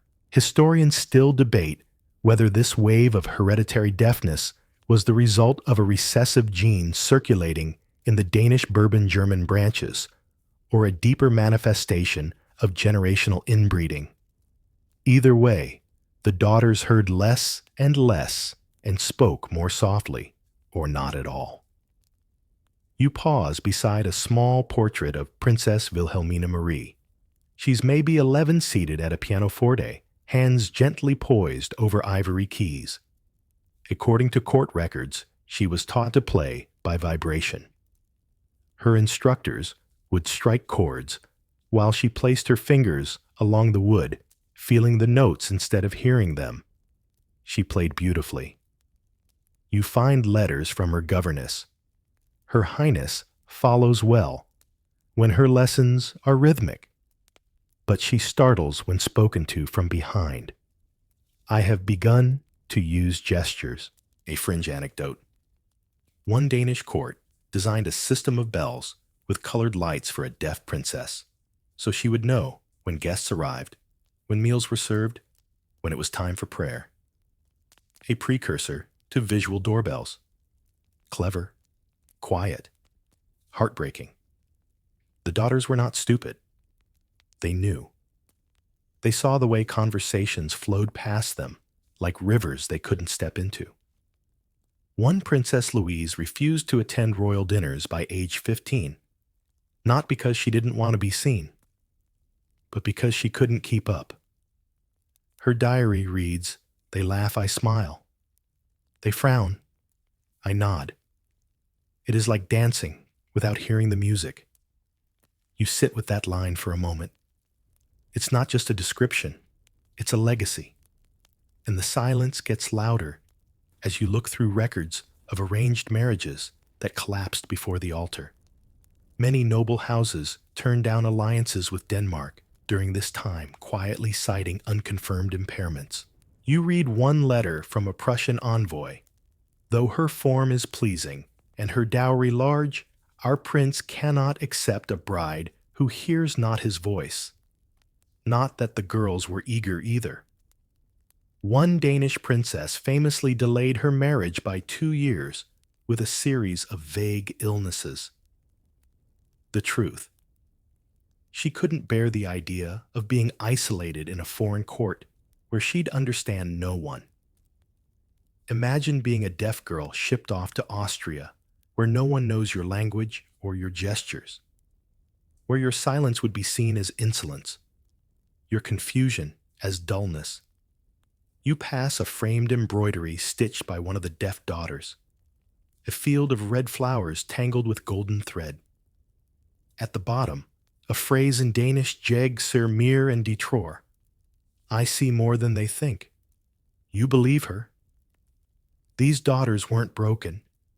They were aware, acutely so, of their place in the royal machine, of how their worth hinged on physical perfection. And when that perfection cracked, when the silence settled in, they were left to smile quietly, gracefully, disappear. One rare story stands out. A princess named Juliane Marie, partially deaf from birth, never married. Instead, she became a patron of a local school for the deaf in Copenhagen. She helped fund lessons, brought in tutors, even attended performances of silent plays. She died at 46, with no heirs, but perhaps for once without regret. Historians today look back and wonder, was this branch of the Danish family a warning, a final whisper in the royal corridors that the body keeps score? And sometimes it simply turns down the volume. You leave the chamber in silence, because sometimes nothing more, needs to be said. You walk now through a narrow passage that opens into a long study lined with books, leather-bound, gold-leafed, untouched for centuries. Dust floats in the air like memory, and the silence feels heavier here. Because this is where the scholars gather, not the courtiers, or the painters, or the priests. This is where the questions begin. You step into the shoes of historians, physicians, geneticists, archivists, all trying to unravel what went so wrong for Europe's royal daughters. And the truth is, no one fully agrees. Because in the aftermath of centuries of stillbirths, deformities, early deaths, and mysterious illnesses, we still don't have a single neat diagnosis. Instead, we have theories, layers of them. Some say it was hemophilia, a disorder that prevents blood from clotting properly. You may know it from the Romanovs of Russia, where it struck Tsarevich Alexei, but it circulated through other noble families as well. Many daughters didn't bleed excessively, but their sons did, and the mothers carriers, unaware, were often blamed for birthing weak princes. Others suggest porphyria, a rare metabolic disorder that can cause seizures, hallucinations, and sensitivity to light. It's been linked to bouts of royal madness, especially in the British and Spanish lines. Symptoms included purple urine, yes, really skin blistering, and bouts of paranoia. But there's more. Mandibular prognathism. The Habsburg jaw is well documented as a dominant trait made extreme through repeated inbreeding. Epilepsy, congenital scoliosis, infertility syndromes, developmental delays, neurodivergence all appear in accounts of royal daughters. Historians still argue whether these conditions were present in isolated cases, or if they were symptoms of one vast interwoven genetic crisis disguised as tradition. A fringe, but fascinating theory. Some modern researchers believe a single recessive gene may have been passed down from Joanna of Castile, or even earlier, amplified by generations of incestuous union. A tiny error repeated enough becomes a blueprint, a destiny. You pass a display case filled with court medical logs. One physician recorded symptoms like faintness when exposed to sunlight, sudden fits of biting her own arm, and episodes of forgetting her name. It's impossible to know now what was biological, what was psychological, and what was simply a girl cracking under pressure. But one thing is certain: they were cracking. And the royals, they kept quiet. Records were destroyed, diaries edited, illnesses blamed on melancholy nerves or bad humors. Publicly, the daughters were always delicate or pious. Privately, unwell. One scholar described it like this: a tapestry woven with one rotten thread, beautiful to behold, but unraveling with every breath. You find a letter from a Spanish historian dated 1892, decades after many of these daughters had died. He writes, "I have spent a year tracing the lives of 6 noble princesses. None reached the age of 30. All were married to kin. Not one was described as healthy in her final weeks. We call this legacy honor. I call it tragic mathematics. There's no villain in this room. Just choices, hundreds of them, made with good intentions. Keep the crown, keep the land, keep the blood clean. And the cost, generations of girls who suffered in silence. You reach a final book, half burned, half preserved. It's a ledger. On one side, names, ages, dowries. On the other, causes of death. One column reads like a lullaby of loss, fever, fatigue, childbed, melancholy, decline. One reads simply, too young to name. You sit by a candle and let it all settle. The stories, the symptoms, the sheer scale of unanswered questions. We'll never know how many girls were hidden, how many were misdiagnosed, how many could have lived if born into different families or no titles at all. But we do know this. It wasn't one condition. It was a system. One that folded itself into silence every time a daughter failed to thrive, and wrapped that silence in velvet. The hallway ahead glows warmer. Not because the stories get softer, but because something begins to shift. You walk now, beside portraits that look different. The brushstrokes looser, the faces fuller, the posture less rigid. There are still tiaras, still gowns, still courtly poses, but something in the air has changed.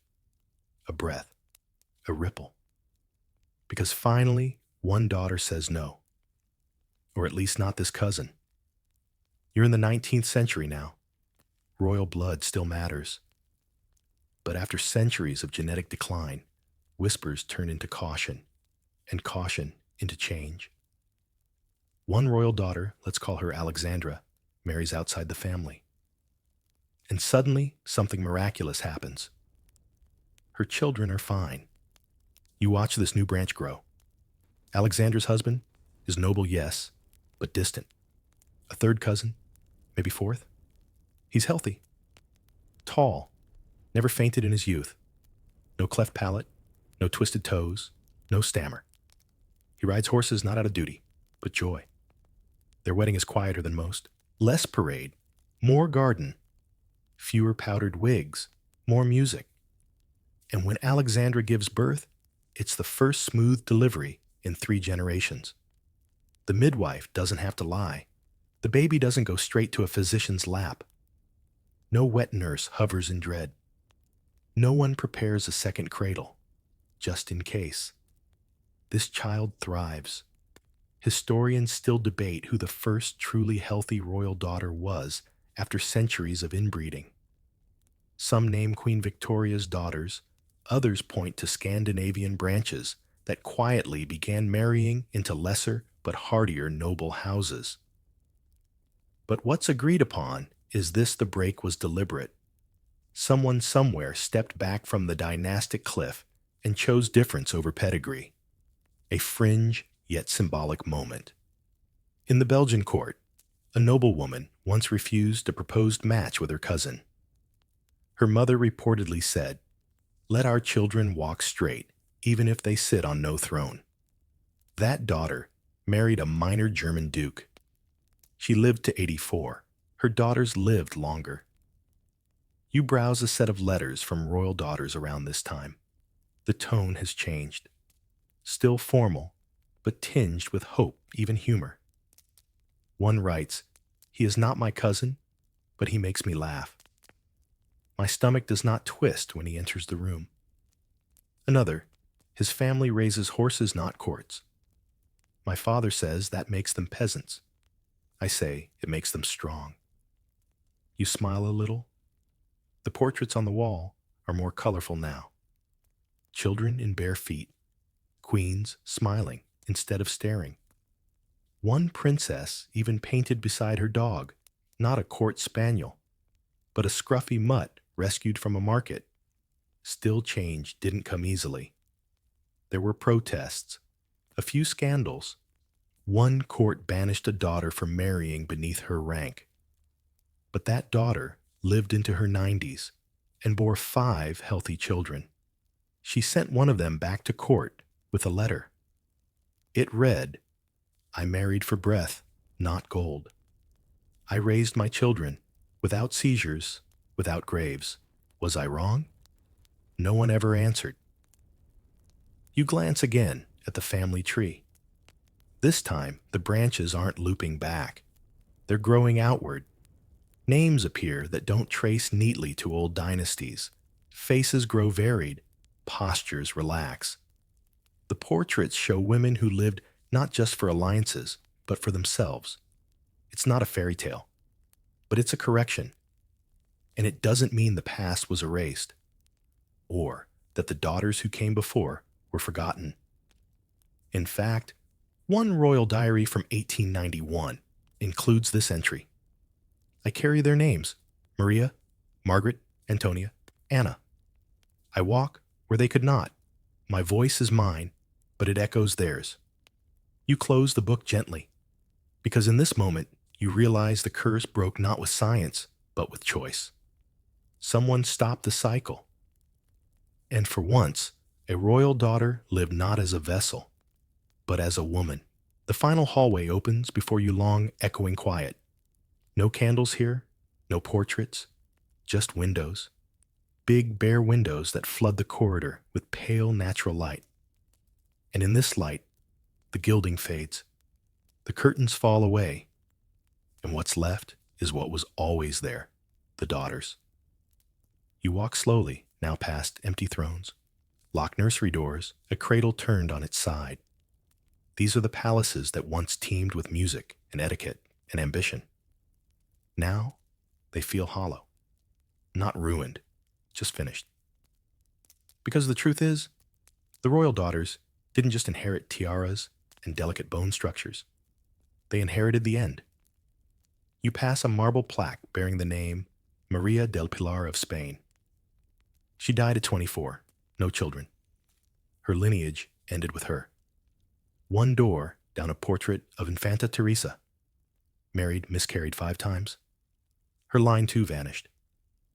Next, Isabella of Parma. One daughter. That daughter died in infancy. It keeps going. These weren't scandals. These were patterns. Historians now refer to this quiet collapse as dynastic exhaustion, not war, not revolution, but something almost biological. Generations of cousin marriages, century upon century of doubling down on blood purity until the blood itself refused to continue. A fringe but poignant note, by the early 20th century, several royal houses had begun funding fertility studies mostly for the men. But in private memos, the truth was clearer. It is the daughters who disappear. You walk past a row of dresses preserved behind glass, wedding gowns never worn, mourning veils used too soon, one tiny coronation robe stitched for a girl who never made it to the ceremony, and then the nursery doors, all closed. There is no grand declaration here, no final battle or dramatic exile. The daughters didn't fall, they simply stopped appearing. In one royal registry, you find a final entry for a girl named Anna Isabel. Born 1913, died 1913. The margins are blank. There's no coat of arms beside her name, just a date. She was the last female of her line. You lean against the cool stone of the window frame. Outside a garden grows, wild, untended. Ivy crawling up a cracked statue of a once famous queen. A bird nests in her open palm. And in this quiet, you finally understand. These royal daughters didn't just carry jewels, entreaties, and expectations. They carried a system that could not last. A system that tried to freeze blood like a monument. That told them their worth was in their wombs, their waistlines, their ability to birth the next prince. A system that feared change more than death. And it was death that answered. But something else lingered, something softer. In the diaries, the whispered letters, the missing names scribbled in margins. They were telling us we were here. We lived. We wanted more. And maybe, just maybe, we were the ones who ended it. Because no line can twist forever. Eventually the thread snaps, and when it does, something new begins. A breath, a pause, a world where daughters aren't born into contracts, where marriage isn't a strategy, where a girl can be pale and quiet and strange and still belong. You take one last look at the halls behind you, the tapestries, the portraits, the velvet-covered silences. Then you turn and walk into the light. Let's slow down now. You've wandered through palaces and portraits, candlelit nurseries, and echoing corridors. You've met girls whose names history nearly erased and learned how their lives were shaped by choices made long before they were born. Take a long breath.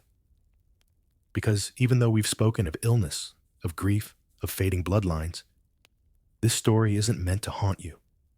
It's meant to soften, to remind you that behind every royal title was a heartbeat, a sigh, a body that tired easily, a girl who just wanted to sit under the trees instead of inside a ballroom. Close your eyes if you haven't already. Imagine the palace quiet now, everyone asleep, the gowns folded away, the candles extinguished. And outside, the garden returns to itself, because history doesn't always end in fireworks. Sometimes it ends with stillness, with peace, with a daughter who was allowed finally to just rest. You're safe now. Let go of the bloodlines, the burdens, the long forgotten names. They've carried enough. So have you. Sink into the quiet. Let the walls fade. Let the story dissolve. And when you wake, let it be into a world with no more cradles waiting for cousins. Just light and air and space to breathe. Sleep well. We're sneaking past the velvet ropes, tiptoeing through the echoing corridors of Europe's grandest royal palaces. You can almost hear your slippers brushing against ancient tapestries, feel the cool marble underfoot, and catch a whiff of old wood and candle wax lingering in the air. The chandeliers glint above you like frozen fireworks, and everything looks perfect. Too perfect. That's your first clue something's off. Because beneath the gold leaf and embroidered drapes, these palaces were pressure cookers of secrets so many that if the walls could talk, they'd probably sigh, then burst into gossip. You're not just in a pretty hallway right now. You're in the same space where betrayal was planned, where silk dresses hid poison vials, and where one unfortunate duke supposedly vanished after dessert. You probably won't survive this place with your innocence intact. You notice it first in the smell. Not a bad smell per se, but a stale kind of opulence, like roses pressed inside dusty books. The kind of place that's been aired out just enough to impress tourists, but not enough to let the memories escape. Velvet curtains that ripple just slightly, even when the windows are shut. Rugs that muffle your steps, and maybe other things too. You glance at a portrait, an impossibly delicate woman in brocade eyes following you lips just slightly. Amused. This is where the performance begins. Most people imagine royal palaces as places of elegance and control. But the truth, they were theaters of illusion. That chandelier in the ballroom, replaced 5 times in 2 centuries, not for beauty, but because each one was rumored to be cursed. The grand dining hall, rebuilt after someone vomited blood into a roast pheasant allegedly cursed by a spurned mistress. True story, hard to say, but historians still argue whether that banquet incident actually happened or was royal PR spin to cover something worse. The throne room. You'd expect reverence, but look closer. The steps to the throne are uneven, not by accident, but designed to make foreign emissaries trip just enough to look foolish. All intentional. That's power by architecture. Even the tapestries, those woven masterpieces, they were double agents. Hidden messages embroidered into vines, secret family crests, buried in the pattern, or little depictions of scandal, like one in a certain French chateau, that shows a bishop and a goose in a position that definitely wasn't ecclesiastically approved. And while you're admiring those rich burgundy drapes, just know that sometimes they moved. No breeze, no wind, just moved. Servants used to whisper of rats the size of house cats, not real rats informants. Men who dressed as valets, but reported everything they heard back to the king or queen. Some were found out. Others just disappeared. Draw your own conclusions. There's a spot in one palace, can't name it, but let's just say it rhymes with Blursai, where guests kept reporting that their candle flames flickered violently every time they stood by a certain wall panel. Years later, that panel was removed during renovations. Inside, a shallow cavity stuffed with bones. Human. No records of who or why. Just bones. Makes you wonder how many other panels are still waiting. It wasn't just the architecture that held secrets. The etiquette itself was a trap. Bow at the wrong angle, wear the wrong shade of morning black, or God forbid step before a duchess did, and you could find yourself socially executed. Sometimes literally. Royal children were trained not just in Latin and fencing, but in facial control. The art of keeping a straight face when told that the Earl of something had died suddenly, which usually meant was encouraged to die. One Spanish princess reportedly practiced smiling in the mirror until her face ached because her father said it was the best way to deflect suspicion. And the food? Let's just say Michelin-starred wasn't a thing yet. Meals were often meant more for show than digestion. Swans served in their own feathers, pies with live birds, flying out seriously, and sugar sculptures that took weeks to make and were never eaten. Sometimes, they were hollowed out to hide letters or jewels. Or, in one chilling case, a small blade that went missing after dessert. Historians still argue whether that blade ended up in a royal jugular or was simply stolen by an ambitious courtier. But even when nothing dramatic happened, the palaces still felt heavy. Guests reported headaches, sudden nosebleeds, even hallucinations. Could have been the mold. Could have been the mercury-lined mirrors. Or maybe just the weight of centuries of paranoia pressing on your chest. Because this wasn't just a home. It was a stage, a prison, a war room, and a confession booth rolled into one. And right now, you're standing at its threshold, already too deep to turn back. You brush past the edge of a curtain and feel a shift in the air. Cooler, still, almost expectant. And then you see a panel that doesn't quite match the wall. Barely noticeable, unless you know where to look, which you do now. Welcome to the royal labyrinth beneath the marble, the hidden passageways. Every European palace worth its crown jewels had them. Some were grand stone tunnels wide enough to ride a horse through.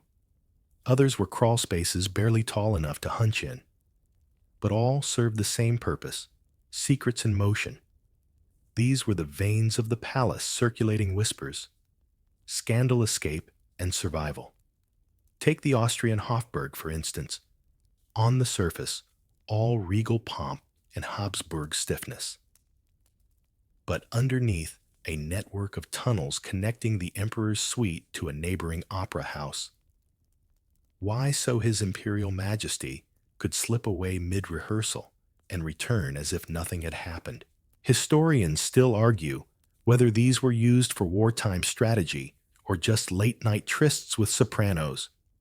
Honestly, it's probably both. Then there's Versailles. Lavish above ground, yes, but riddled with back passages behind the walls. Not just for servants to move unseen, but for lovers and spies to dart between bedrooms. One narrow stairwell led from the Queen's chamber directly to the King's, convenient if you're in love. Or inconvenient, depending on who else is using it. You can almost hear the hurried footsteps, the stifled gasps, the desperate clicks of a door sliding shut just before a guard rounds the corner. And the smell, damp stone perfume, maybe even blood. These tunnels weren't just architectural flourishes. They were lifelines. One particular passage in Prague Castle runs along the edge of the old moat and ends at a door carved into the rock. Local legend calls it the Knight's Mercy because it was the last stop before someone disappeared forever, not executed, not banished, just gone. A man might enter that tunnel wearing velvet and never be seen again. The official records would say he died of fever or a hunting accident. You get the idea. Sometimes the passageways betrayed their makers. During the English Civil War, parliamentarian forces used a hidden tunnel beneath Whitehall Palace to smuggle out incriminating documents. It was only discovered centuries later when a renovation worker's sledgehammer went right through a hollow floorboard. Inside, cobwebs, footprints, and a rusted dagger. Historians still argue whether that dagger was a weapon or a symbol, some kind of oath or warning. Either way, it was buried under centuries of silence. But what's truly eerie is how these passageways echo the lives they touched. In Denmark's Kronborg Castle, yes, the one that inspired Hamlet, a narrow, low-ceilinged hallway still bears scratch marks along the stone. Not from tools, from fingernails. You don't really need a scholarly debate for that one. You just feel it in your bones. And those passageways weren't just horizontal. Many palaces had vertical shafts between floors. Dumbwaiters, yes, but also escape chutes. A hidden lift at the Château de Chambord allowed one of France's kings to descend directly from his study into the wine cellar. Allegedly, this was to inspect vintages. More likely, it was a discreet way to avoid being seen with a lady not legally his. One of the most bizarre examples lies in the Vatican itself. Inside its fortified walls, there's a passage called the Passetto di Borgo, connecting the Apostolic Palace to Castel Sant'Angelo. Technically not royal, but just as deadly. Popes used it during sieges or uprisings, slipping away like chess pieces retreating from a bad move. It saved several lives and likely cost a few as well. But the tunnels weren't always used for escape. Sometimes they were for entrapment. A king might lure a rival into a chamber only accessible by a hidden door, then seal it forever. Like that infamous story from a Spanish palace where an entire banquet room was said to have been bricked up with its guests still inside. No evidence has been found, but the story persists. So does the faint sound of clinking glass, supposedly heard at night. And then, of course, there are the blueprints, or more precisely, the missing ones. Many palaces across Europe have floor plans that don't match reality. Rooms on maps that aren't there anymore, corridors that end in solid stone, a staircase that supposedly leads to a roof, but doesn't. When restorers discovered a sealed stairwell in Schönbrunn Palace in the 1970s, they assumed it led to a storage attic, but it didn't. Just a small circular chamber. No windows, no doors. Just one wall etched with dozens of tally marks. Some sets of 5, some far more. You can stand there now if you dare. The air doesn't move. The stone is warm, but not from the sun. It feels lived in, recently. Even today, staff in certain palaces talk of footsteps when no one is there, of doors found open that were locked the night before, of candles relit after being extinguished. Could be drafts, sure, could be memory, or something trying not to be forgotten. And so as you brush your fingers along the panel and watch it slide silently open, remember the most dangerous thing in a palace isn't what's in plain sight. It's what's allowed to remain hidden. And in this place, secrets never stay buried for long. You slip back into the corridor, but now you're watching the walls. Every tapestry looks like a possible curtain. Every panel might be a door. And then you remember, those weren't the only ones who noticed too much. The palaces were full of eyes, and not all of them belonged to the royals. The servants saw everything. They swept up bloodstains while pretending not to notice.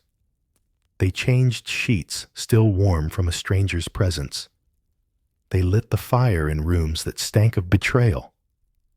And they were always there, just out of sight, watching, listening, surviving. Being a servant in a royal palace wasn't just about polishing silver. It was a life spent balancing obedience with discretion, surrounded by power so absolute it could kill with a raised eyebrow. One wrong word whispered in the wrong direction, and you might find yourself dismissed without pay, or worse, locked in a tower for impertinence. That was the polite term. Take the story of Louise de la Valliere's maid at Versailles. She helped sneak love letters between the king's mistress and a soldier. When caught, she wasn't punished with prison or death. No, she was reassigned to the queen's chamber. That's right. Her new job was to watch the wife of the man her mistress was sleeping with. You can imagine the tension over tea. Historians still argue whether this was an intentional form of silent torture or just a political joke. Either way, she lasted only a month. And what about the footmen, dressed in matching livery? They looked like human furniture. But they were often the first to know who was about to fall from grace. They opened letters, intercepted packages, and stood outside closed doors for hours, hearing everything, forgetting nothing. In Catherine the Great's court, there were rumors of a servant whose job was solely to sniff the empress's bathwater. Why? To check for poison. Not the worst job in the palace, but certainly not the safest. He was reportedly replaced 6 times in 1 year. Then there were the food tasters. Most palaces had at least one, though their official title was often something more flattering, like court culinary advisor or royal provision steward. But make no mistake, their job was to eat things that might kill them. Some were promoted after years of loyal tasting. Others were found face down in stew. You'd think that being close to power might offer some protection. But no. Servants were disposable. They often lived in cramped attic quarters, sleeping 4 to a room, listening to rats in the beams and whispers in the vents. Many learned to read lips from across a ballroom just to stay ahead of who might be their next employer or their next executioner. And sometimes the palace punished servants, not for what they did, but for what they might know. There's a chilling story from the Bavarian court where a young scullery maid was dismissed after she was seen leaving the wrong hallway. She never even entered the room in question, but it didn't matter. The assumption was enough. 2 weeks later, she drowned in the river. Accident, maybe. But her apron was still pinned neatly to her bodice. One of the most peculiar records comes from the Russian court under Tsar Nicholas III. A chamberlain kept a diary where he noted odd occurrences like candles extinguishing on their own and mirrors fogging without breath. But the most disturbing entry, the girl in blue whispered again last night. She says the emperor is lying. No one knows who the girl in blue was. There's no record of any servant in that color being assigned to the inner chambers. Just the diary and a single blue glove found decades later in a floorboard. Could be coincidence, or imagination, or something else entirely. Still, not all servants were helpless. Some became powerful in their own way. Royal valleys, for example, often ended up with more influence than dukes. After all, they knew which foot hurt, which mistress was favored, which wine made the king generous. They could steer decisions with a well-timed whisper or a missing cufflink. In one English palace, the chief laundry mistress controlled social outcomes for 3 summers straight by accidentally misplacing handkerchiefs embroidered with family crests. Without them, nobles were denied entrance to court events. Petty absolutely, but effective. And then there were the letter bearers. Trusted to carry messages between monarchs, they had the power to alter history with a drop of wax or a snip of ribbon. Some did. Some were caught. At least one was found sewn inside a mattress during a routine inventory, still alive, barely. Historians still argue whether he was hiding or being kept. You walk now with a different awareness. Every empty hallway feels crowded. Every shadow might be a presence. Not a ghost, though, we'll get to those. But something worse, someone watching, someone waiting. Someone lower on the social ladder, but infinitely higher on the danger scale. Because if you think the king ruled the palace, you haven't met the man who knows how to pick the lock on the liquor cabinet, or the woman who saw the queen cry and never told a soul. Or maybe she did. And maybe that's why the queen stopped smiling altogether. You enter a new room. Long table, heavy chairs, gilded silverware arranged with military precision. This is no ordinary dining hall. It's a stage. One where smiles are rehearsed, and every bite is potentially your last. Welcome to the banquet, where poison is always on the menu. Feasting was the crown jewel of royal life. Picture it: boar's head roasted with its mouth open, eyes glazed with honey, swans, peacocks, even porcupines reassembled with feathers and all. Platters so ornate you'd hesitate to eat, if only because you weren't sure where the food ended and the decoration began. But beneath the glittering spectacle, these meals were deadly serious. Literally deadly. In many palaces, the art of assassination reached its culinary peak. Food tasters weren't there just for formality. They were shields. The moment they twitched, turned pale, or dropped their goblet, you knew it was time to skip dessert. Take the case of Charles VI of France. One evening after a lavish feast, he suffered violent hallucinations, screaming that he was made of glass. Poison mercury overload from his medicine, historians still argue. But the incident made it clear a forkful could unmake a king. And the methods, oh, they got creative. Arsenic laced into wine decanters, powdered diamond in fruit compote, mushrooms picked just slightly too early. One particularly chilling case in 16th century Poland involved a honey glaze used on duck. Sweetened with inheritance dust, a euphemism for ground wolfsbane. Subtle, slow, effective. And the best part? If you got sick, you couldn't complain. Vomiting during dinner was considered impolite unless you did it quietly into a perfumed napkin, of course.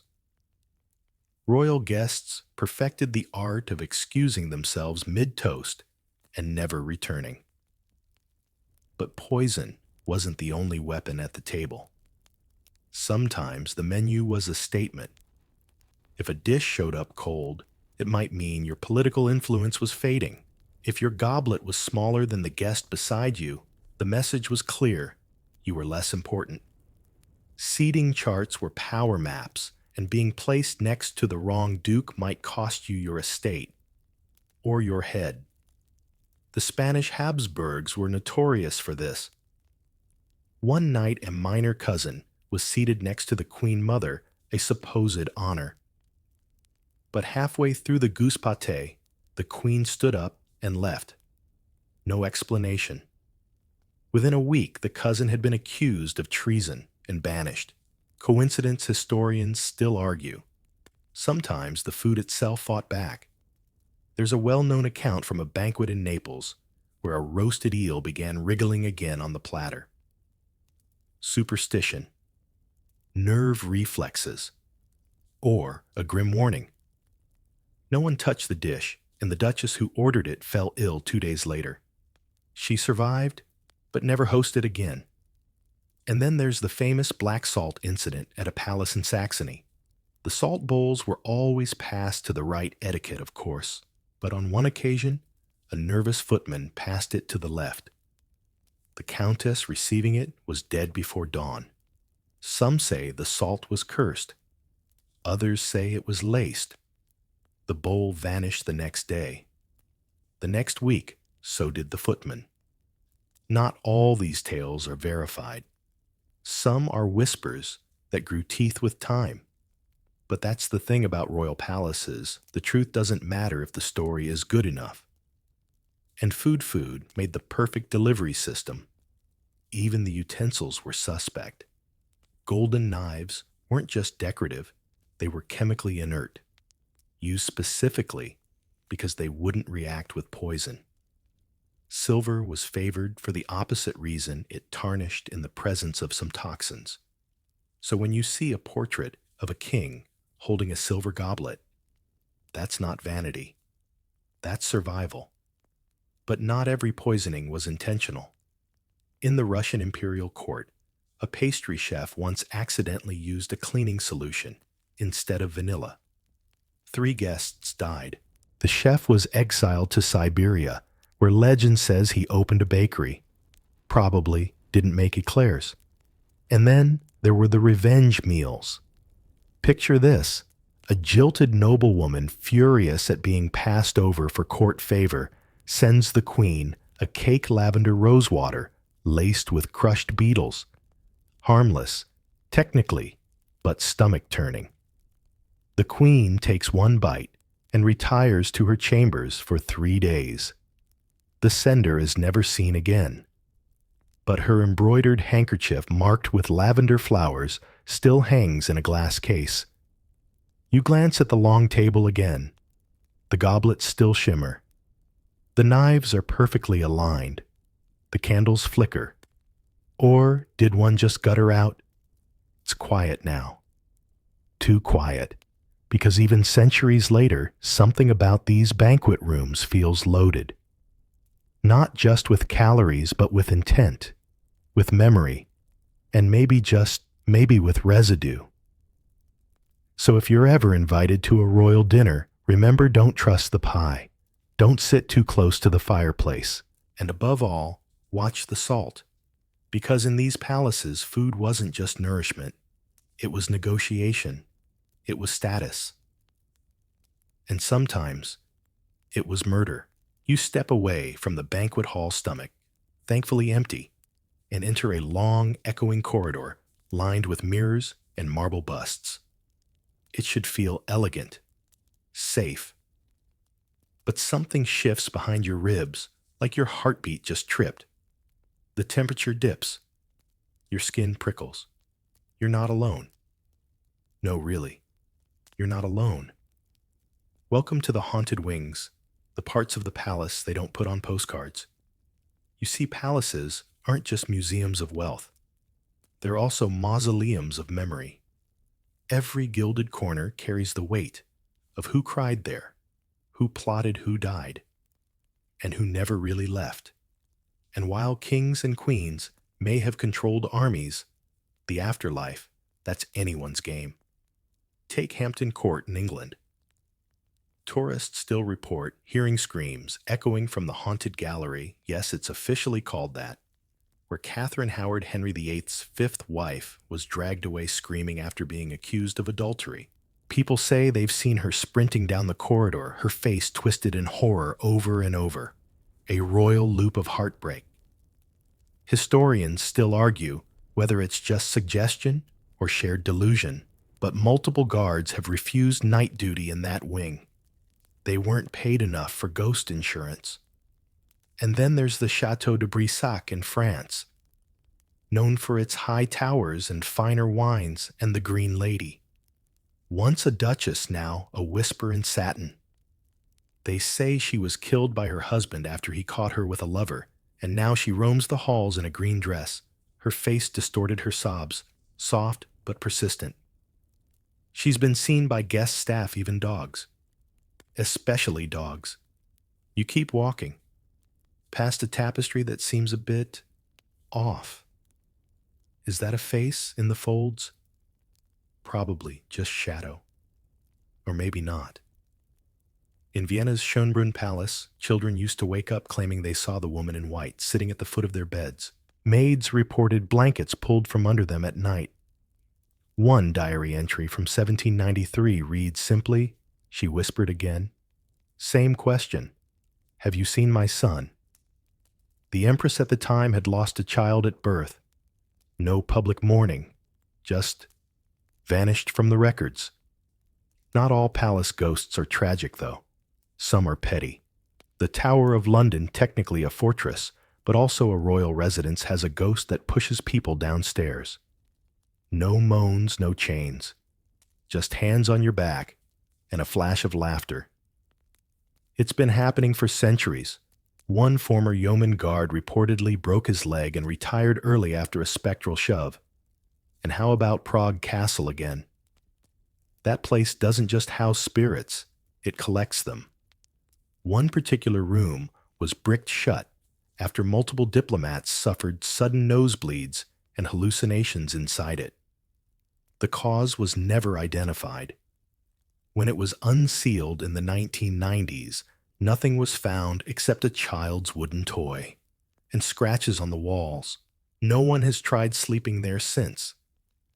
You stop mid-step realizing something: the air is thick here.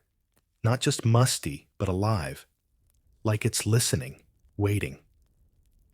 The chandeliers above sway slightly, though there's no draft. One bulb flickers. Not enough to scare you. Just enough to suggest that something is acknowledging your presence. And then there's the smell. Have you noticed it? Not every ghost comes with a scream. Some arrive with scent. Burning tallow, wilted roses, cinnamon and gunpowder. In one wing of a Swedish palace, staff swear they smell cardamom every time the clock strikes 2. That's when a noblewoman was allegedly shot by accident during a hunting-themed masquerade. She died in a corset embroidered with clove flowers. Historians still argue whether the scent is from the wood polish or something more stubborn. Of course, some ghosts never show themselves at all. They make their presence known through repetition. That chair, that's always turned slightly to the left. The curtain you just closed now swinging open again. The piano key that depresses slowly at midnight, always the same note. The Royal Court of Naples once employed a priest full-time just to bless the gallery before diplomatic visits. Not because the royals were superstitious, but because their guests were. Too many ambassadors had refused to sleep in certain suites after reporting the feeling of drowning while lying in bed. That suite had a hidden water cistern beneath it. Empty now, of course, but sound carries. You glance over your shoulder, still alone. Probably. But you're starting to understand something. These palaces were not just stages for politics and opulence, they were containers. Memory containers. And memory doesn't like to be ignored. It seeps, clings, lingers. And maybe the ghosts don't stay because they're trapped. Maybe they stay because they were never finished. A message undelivered. A betrayal unresolved. A love that ended at the wrong door. So if you feel a tap on your shoulder in the next hallway, don't run. Just bow politely. Say your majesty, if you must. And whatever you do, don't ask who they are. Because the answer might come from lips that are no longer living. You exit the haunted corridor heart, thudding like a slow drumbeat. Somewhere behind you, a door clicks shut on its own. Best not to check. Instead, you follow the marble tiling into a room bathed in soft candlelight, the flames dancing along gilded bedposts and silken canopies. For a moment, it feels calm. But don't be fooled. This is the royal bedchamber, the most dangerous room in any palace. Because while thrones were symbols of power, beds were where that power shifted hands. This is where alliances were forged. Heirs were conceived or swapped, and rumors turned into revolutions. And despite what the portraits suggest, the royal bed was rarely a place of rest. Let's start with the weirdest fact. Most royal couples didn't sleep in the same bed. or even the same room.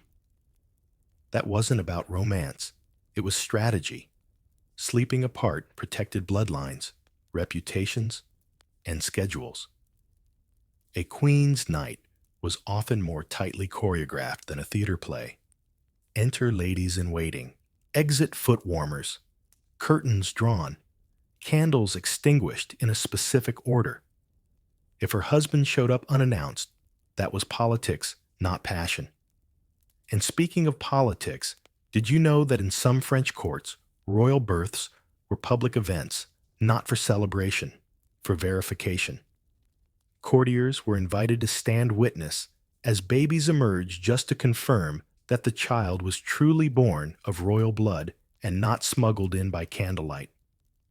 One observer fainted, another vomited, a third took notes. Historians still argue whether this practice actually prevented fraud or just traumatized everyone involved.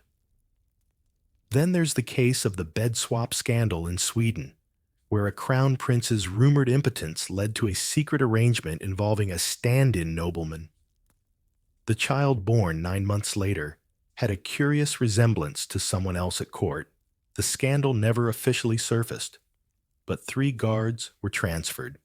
1 nurse married off in haste, and the original bed frame mysteriously disappeared during renovations. Curious. Not all secrets were about heirs, though. Some were just about survival. In the Medici palaces, queens were known to sleep with daggers under their pillows, not because of war, but because of family. Poisoning smotherings, even the occasional strangulation, weren't uncommon in dynasties where inheritance skipped sideways as often as down. In one Florentine chamber, a peephole was discovered behind the headboard angled perfectly to observe not the door, but the mirror. Someone, it seems, wanted to see reactions more than arrivals. You glance at the bed again. Those sheets look smooth, untouched, but they've held more than sleep. They've absorbed tears, sweat, betrayal. One Spanish queen reportedly cried so much during her first night that her chambermaid had to wring out the sheets before sunrise. And the walls, paper thin in places.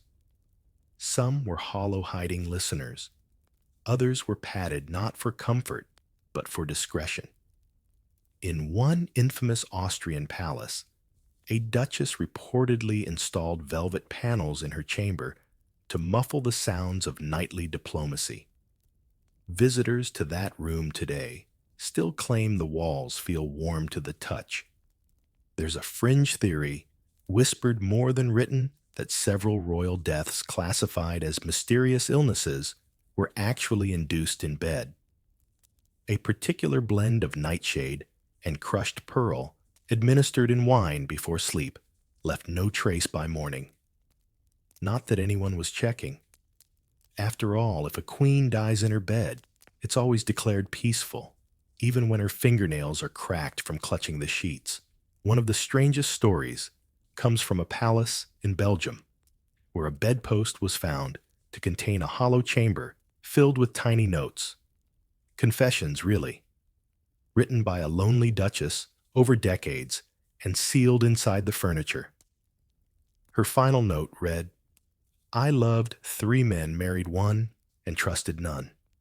The bed was auctioned off. The buyer reported nightmares for months. The notes were returned and burned. Then there are the false beds decoys, basically. In Russia's Winter Palace, it was rumored that the Tsar's personal suite had 3 beds, only one of which was ever used. Why to confuse assassins? One was booby-trapped. Another constantly moved. The real one was surrounded by triple-thick walls and hidden entry points. Even the valet didn't know which was which.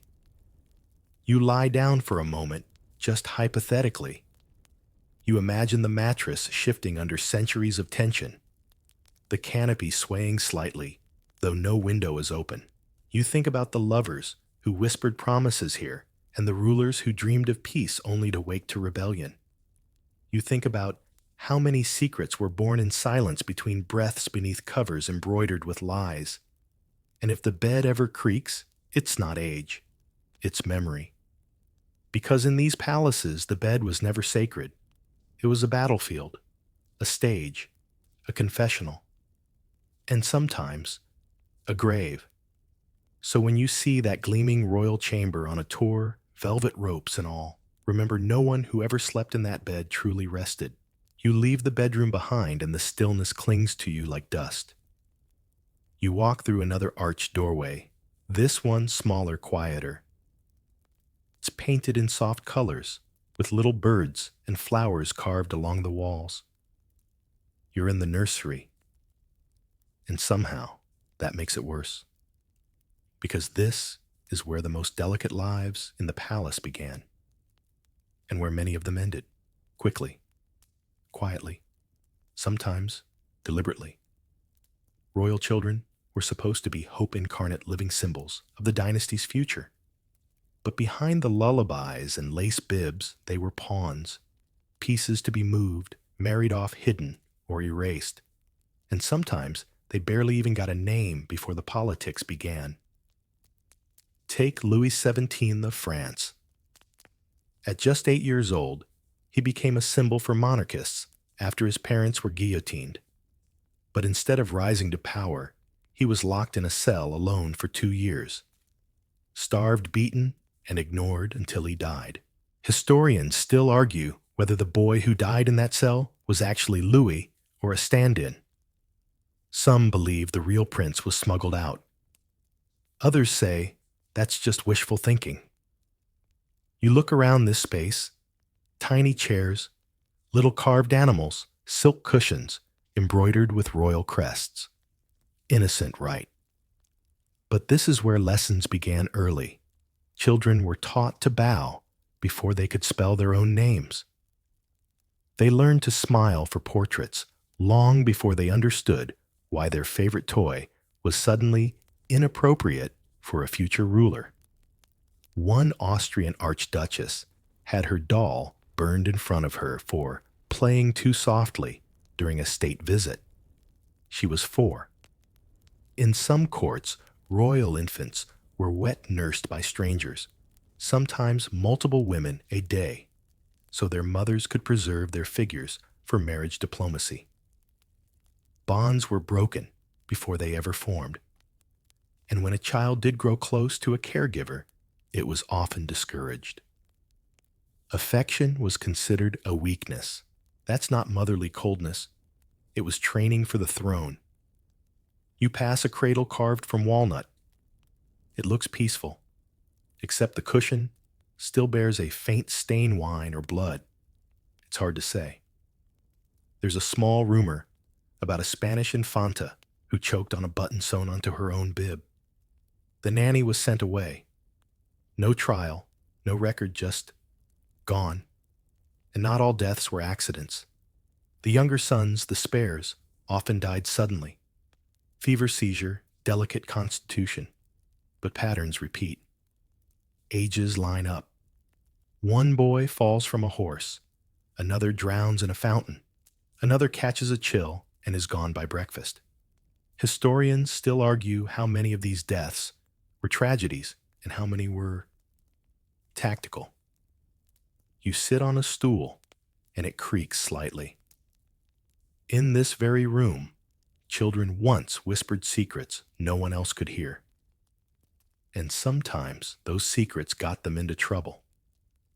One princess in Bavaria kept a diary at age 7.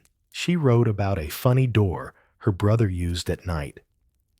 When her governess found the journal, it disappeared. A week later, the girl was sent to a convent for religious education.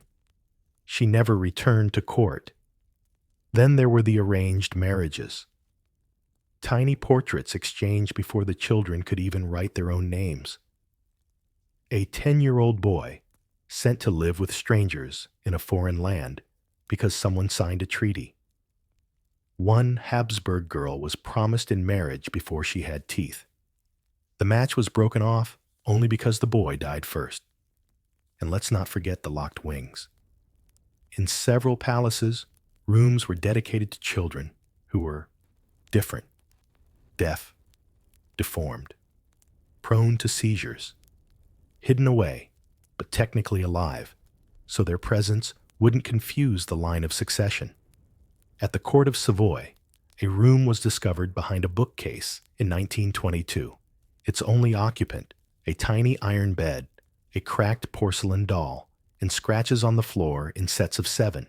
The logs listed the room as unused storage, but someone counted time in there. There's a chilling theory that certain lullabies were actually coded warnings, that a song sung to a drowsy prince was really a reminder of what not to say. If the moon is high, be still, don't cry. Father's men are waiting. Sounds sweet until you really listen. You pause beside a toy chest. It's empty now, but you wonder what stories those toys would tell. The games they played, the hands that dropped them mid-fun, never to return. Some royal children went missing, not with fanfare, but in silence, like the Romanov sisters. Their final whereabouts are a patchwork of theories and guesses. Letters stopped. Hairbrushes stayed unused. And somewhere in a box in the Kremlin, one of their hair ribbons is still kept under glass. But some children survived, of course. They learned to lie before they learned to read, to curtsy while watching their parents threaten war. And when they grew up, they passed that knowledge down to the next generation of frightened little royals in rooms just like this one. You glance back at the cradle again. It's still, silent. But if you listen hard enough, you might hear a faint cooing. Or maybe it's just the wind. In these palaces, the nursery wasn't always a place of beginnings. Sometimes it was an ending disguised in silk. You slip away from the nursery with a heavy feeling you can't quite shake.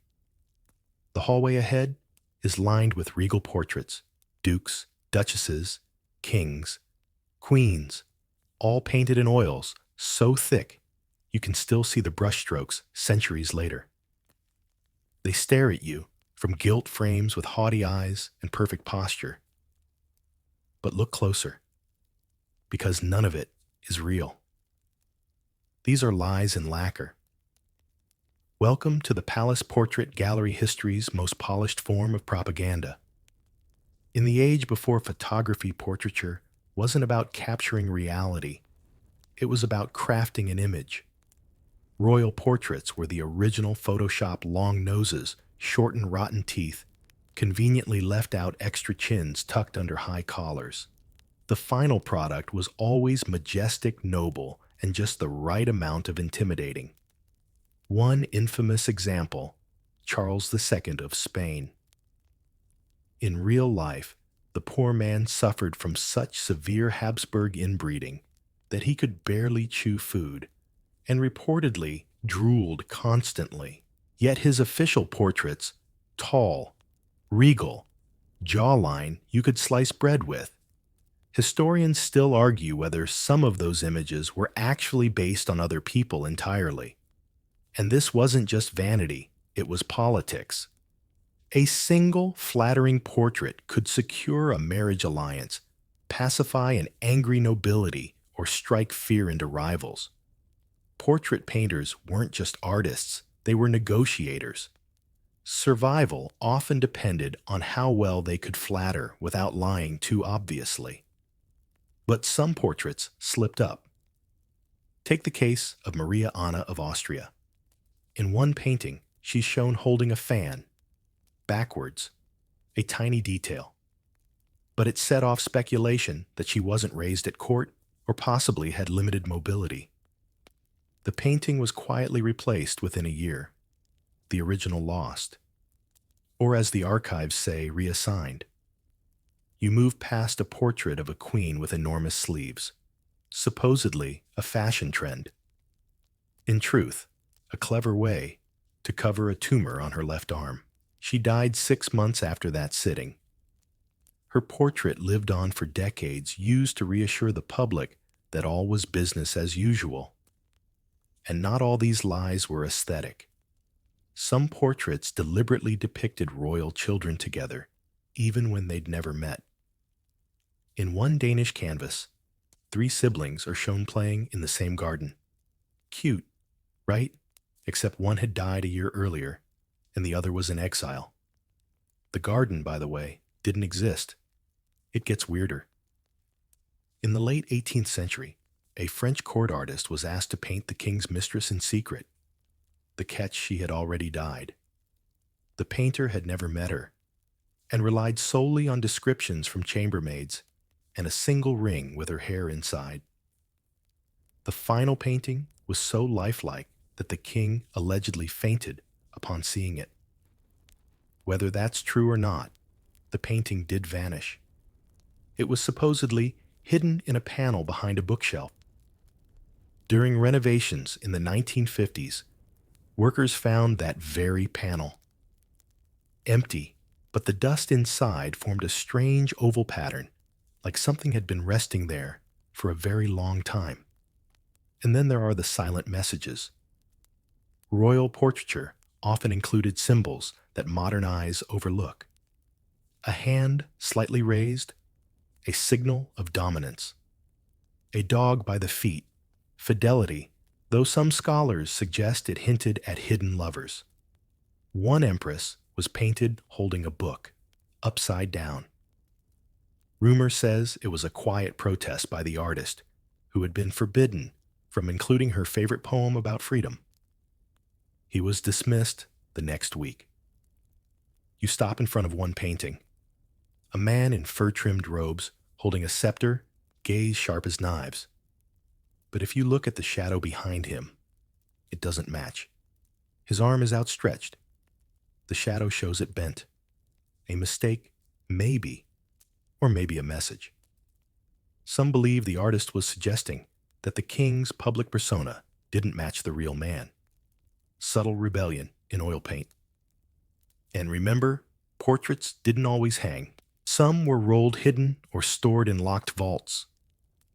Why? Because sometimes they told truths that were too dangerous. A Spanish palace inventory from 1741 lists a portrait of unnamed woman, with cut sleeve, no further details. That entry was crossed out in the next edition. No explanation. Sometimes even the eyes weren't safe. There are reports, unverified but persistent, that certain portraits were painted with actual human ashes mixed into the pigment, usually from faithful retainers, supposedly to bring luck or longevity. One British painter famously refused commissions unless he could anoint the canvas with memory. What that meant exactly, he never clarified. Of course, the myth of eyes that follow you, not entirely a myth. Artists would deliberately flatten the background while sharpening the pupils, a technique that causes the gaze to track viewers across a room. Creepy, definitely. Intentional, absolutely. In one palace, a single portrait was repeatedly found turned to the wall. Staff insisted they hadn't touched it. After it was nailed in place, the wall behind it began to crack. The painting was moved to storage. No further incidents, except that one night, a guard claimed it appeared in the hallway again. He quit the next day. You keep walking, because in this place, even painted smiles have teeth. The portraits might be still, but the stories behind them never are. And if you ever find yourself in front of a royal face that seems just a little too lifelike, don't look away too quickly. Because in palaces like these, history watches back. You step out of the gallery, back into the corridor, where every candle sconce casts shadows like stretching fingers. It's quieter now. Not peaceful, just muted, like the palace is holding its breath. The next room is dim, tucked away walls, padded with thick tapestries and scentless flowers. It was meant to be a sanctuary, but nothing in a royal palace is ever just what it seems. This was the room for the ones who broke. Royal courts had no patience for fragility. Monarchs were expected to be composed, sharp, unshakable. But of course, many weren't. Behind the stiff collars and powdered wigs were people cracking under pressure, lost in grief, paranoia, or something even darker. And when that happened, the palace simply hid them. Mental illness in royal families wasn't discussed.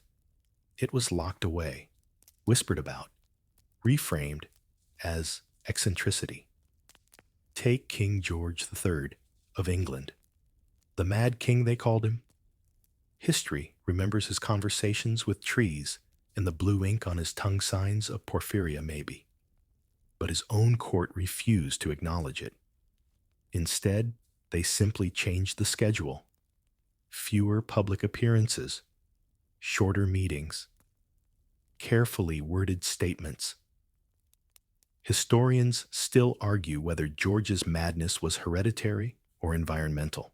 But what's certain is this: the palace wrapped itself around him like a velvet curtain, concealing every twitch, every outburst, until the silence became unbearable. You sit on a velvet bench. It's soft. But the silence here, it hums. This room, maybe not this room, but rooms like it, were often used for repose. That was the word they preferred. Not treatment, not restraint, just repose. In the Habsburg court, Archduchess Maria Johanna was removed from portraits after developing what was described as melancholic instability. She was 15. Her name stopped appearing in court documents. Her bedroom was locked. A decade later, a French visitor claimed to hear a girl singing behind a bricked archway. No one believed her. Not all royal patients were hidden. Some were flaunted in strange ways. One Bavarian prince was known for his elaborate moonlit walks, wearing only white and muttering poetry to the trees. Instead of locking him up, the court simply rescheduled garden parties to avoid overlap. Guests were told to ignore the prince. He died young. His poetry was burned. Then there's Empress Elizabeth of Austria-Sisi, known for her beauty, but tormented by anxiety, obsession with her appearance, and deep bouts of depression. She reportedly refused mirrors after age 30 and developed a ritual of tight lacing her corset to the point of fainting. She slept on a metal bed without pillows. Some say she was chasing discipline. Others believe she was punishing herself. Palaces were good at illusion. If someone wandered the halls talking to invisible friends, they were said to be practicing diplomacy. If a royal refused food, they were on a spiritual fast. If they screamed at servants for imagined slights, well, stress. But deep in the archives, always the archives, you find letters. Desperate, unfiltered, unfit for public view. One queen wrote, "I feel I am drowning in lace and teeth."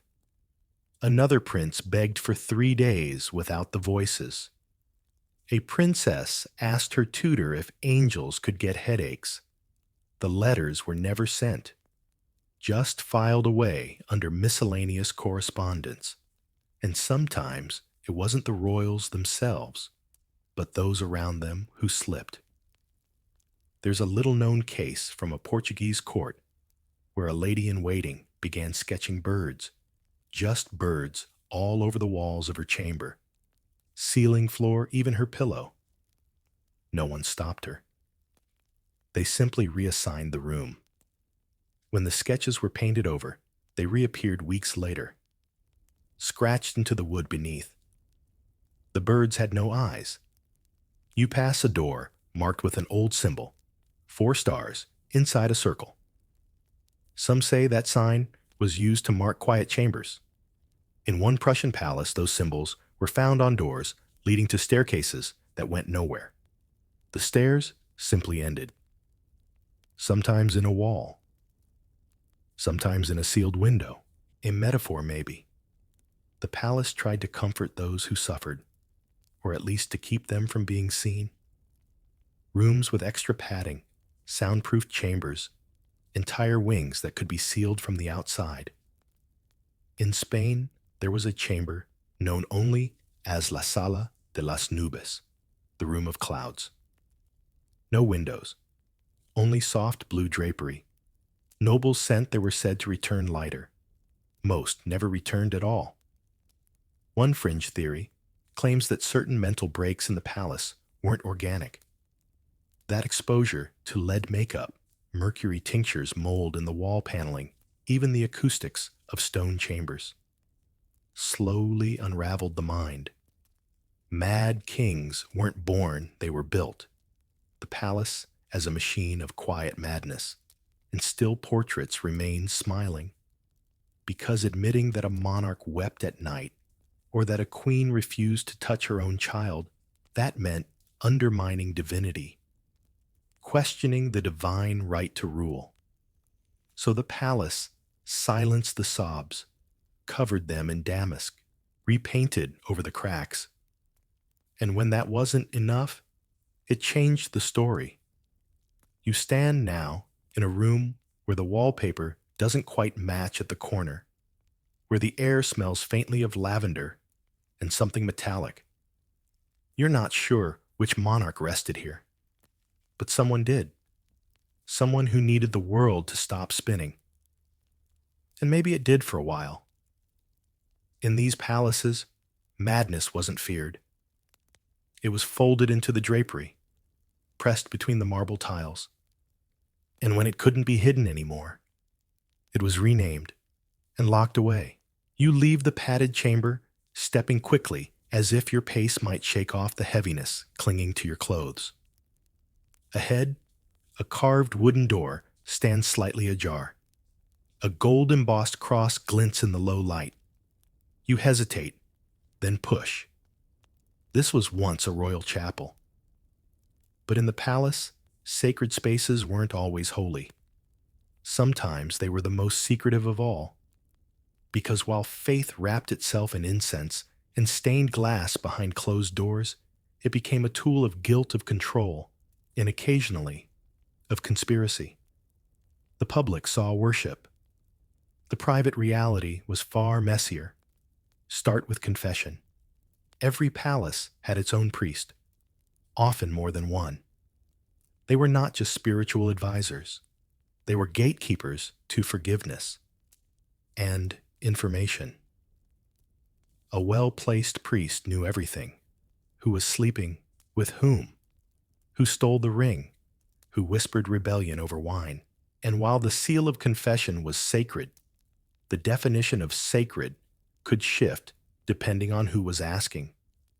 In one French court, a priest was found to be passing confessions directly to the chief minister. He was promoted. His confessional was replaced with a newer, soundproof model officially for acoustics. Unofficially, to make it easier to plant listeners inside. Historians still argue whether the tapestries in one Spanish royal chapel were designed to muffle sound or amplify it. And baptisms less about babies and more about branding. A royal child had to be baptized in a specific basin with specific oils by a specific priest.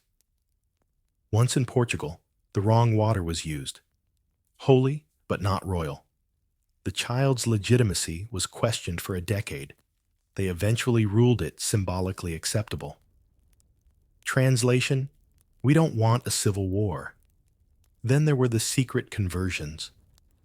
One Danish queen quietly converted to Catholicism in a Protestant court. She hid a rosary inside her hairbrush. Her husband never knew, but her lady's maid did. The maid died suddenly a year later, accidental fall from a third-story window. The queen wore black for 3 months. The court assumed it was for a distant cousin. You look around. The altar is still there, candles half melted, but the crucifix has a crack running down Christ's torso. Age. or a sign. Either way, you notice something odd. The pews face forward, but one is slightly angled. Not an accident. Some believe certain royals arranged chapel furniture to keep an eye on enemies during Mass. Paranoia, disguised as piety. And what about the secret rituals? Oh, they happened. In 17th century Bavaria, one court kept a locked sacred chamber behind the chapel used only during lunar eclipses. What went on in there, no one recorded. But a priest once slipped and called it the third altar. He was reassigned to a countryside parish 2 weeks later. Even more unsettling in Italy, during the reign of a particularly nervous duke, the chapel doubled as a testing ground for poisons administered not to people but to candles. Yes, candles. The idea was to test if inhaled poisons could mimic illness. The project was abandoned. Officially. But the duke's cook died of lung failure the next spring. Not all secrets were so sinister. Some were simply strange. One Russian czarina ordered that every Mass include a silent prayer for her dog, who had died tragically in a fire. For years, no one questioned it. Then a new bishop refused. The czarina dismissed him. The next one complied. The dog's name, Mishka, remained in the prayer book margins written in red ink. You wonder about that little chamber behind the altar. A private room, likely. Maybe for meditation. Maybe for something else. In many palaces, these were the spaces where monarchs wept, prayed, even wrote letters they'd never send. In one German court, such a room was discovered in 1911. Inside, dozens of dried flowers. And a child's shoe. No records. No explanation. And let's not forget the hidden burials. Not everyone was given a grand tomb. Sometimes scandal dictated discretion. In the Czech court, there's a legend of a stillborn prince buried beneath the chapel floor in secret. No ceremony, no records. Just a name scratched into the underside of a pew. Yannick. Visitors today report hearing soft crying near that pew during evening services. Historians still argue if it's just drafty acoustics. One final curiosity, the book. In several palaces, there's mention of a royal devotional, a thick leather-bound book filled with prayers, psalms, and codes. Scholars believe monarchs used these volumes to pass secret messages, hiding them between lines of scripture. In Austria, one such book was discovered with pressed violets, marking every page related to judgment. Coincidence? Maybe. Or maybe someone was sending a warning to the next reader. And here's a strange thing. More than one palace chapel was struck by lightning. Statistically rare. But it happened. Versailles, El Escorial, Schönbrunn. Was it divine displeasure? Faulty weather vanes? Or just bad luck? You walk back toward the door. The candles flicker again just once, and the silence deepens, because in royal palaces, religion wasn't just belief. It was theater. It was leverage. And sometimes it was a mask worn over something much older and much darker. So next time you kneel at a velvet-covered altar, remember, not every prayer is pure. And not every blessing is what it seems. The chapel door shuts behind you with a soft thud. You exhale deeply, expecting peace, or at least neutrality in the next room. But instead, you enter a salon of feathers fur and wide-eyed stares. Not from people, from creatures. Welcome to the royal menagerie. Because in between ruling kingdoms and arranging marriages, Europe's royals had a little hobby collecting living oddities. Animals not just as pets, but as status symbols, distractions, and occasionally weapons. It started innocently enough. A lapdog, here, a falcon, there. Every king needs a hunting companion, right?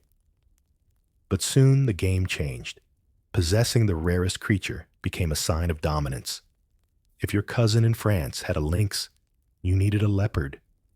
If your cousin in Austria had a dancing bear, you needed to preferably train to waltz. Take Louis XIV. The Sun King didn't just build Versailles, he stocked it. His court featured dogs in powdered wigs, monkeys dressed in velvet jackets, and even a parrot taught to curse in Spanish.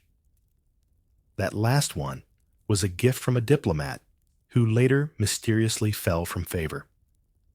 Historians still argue if the parrot said too much.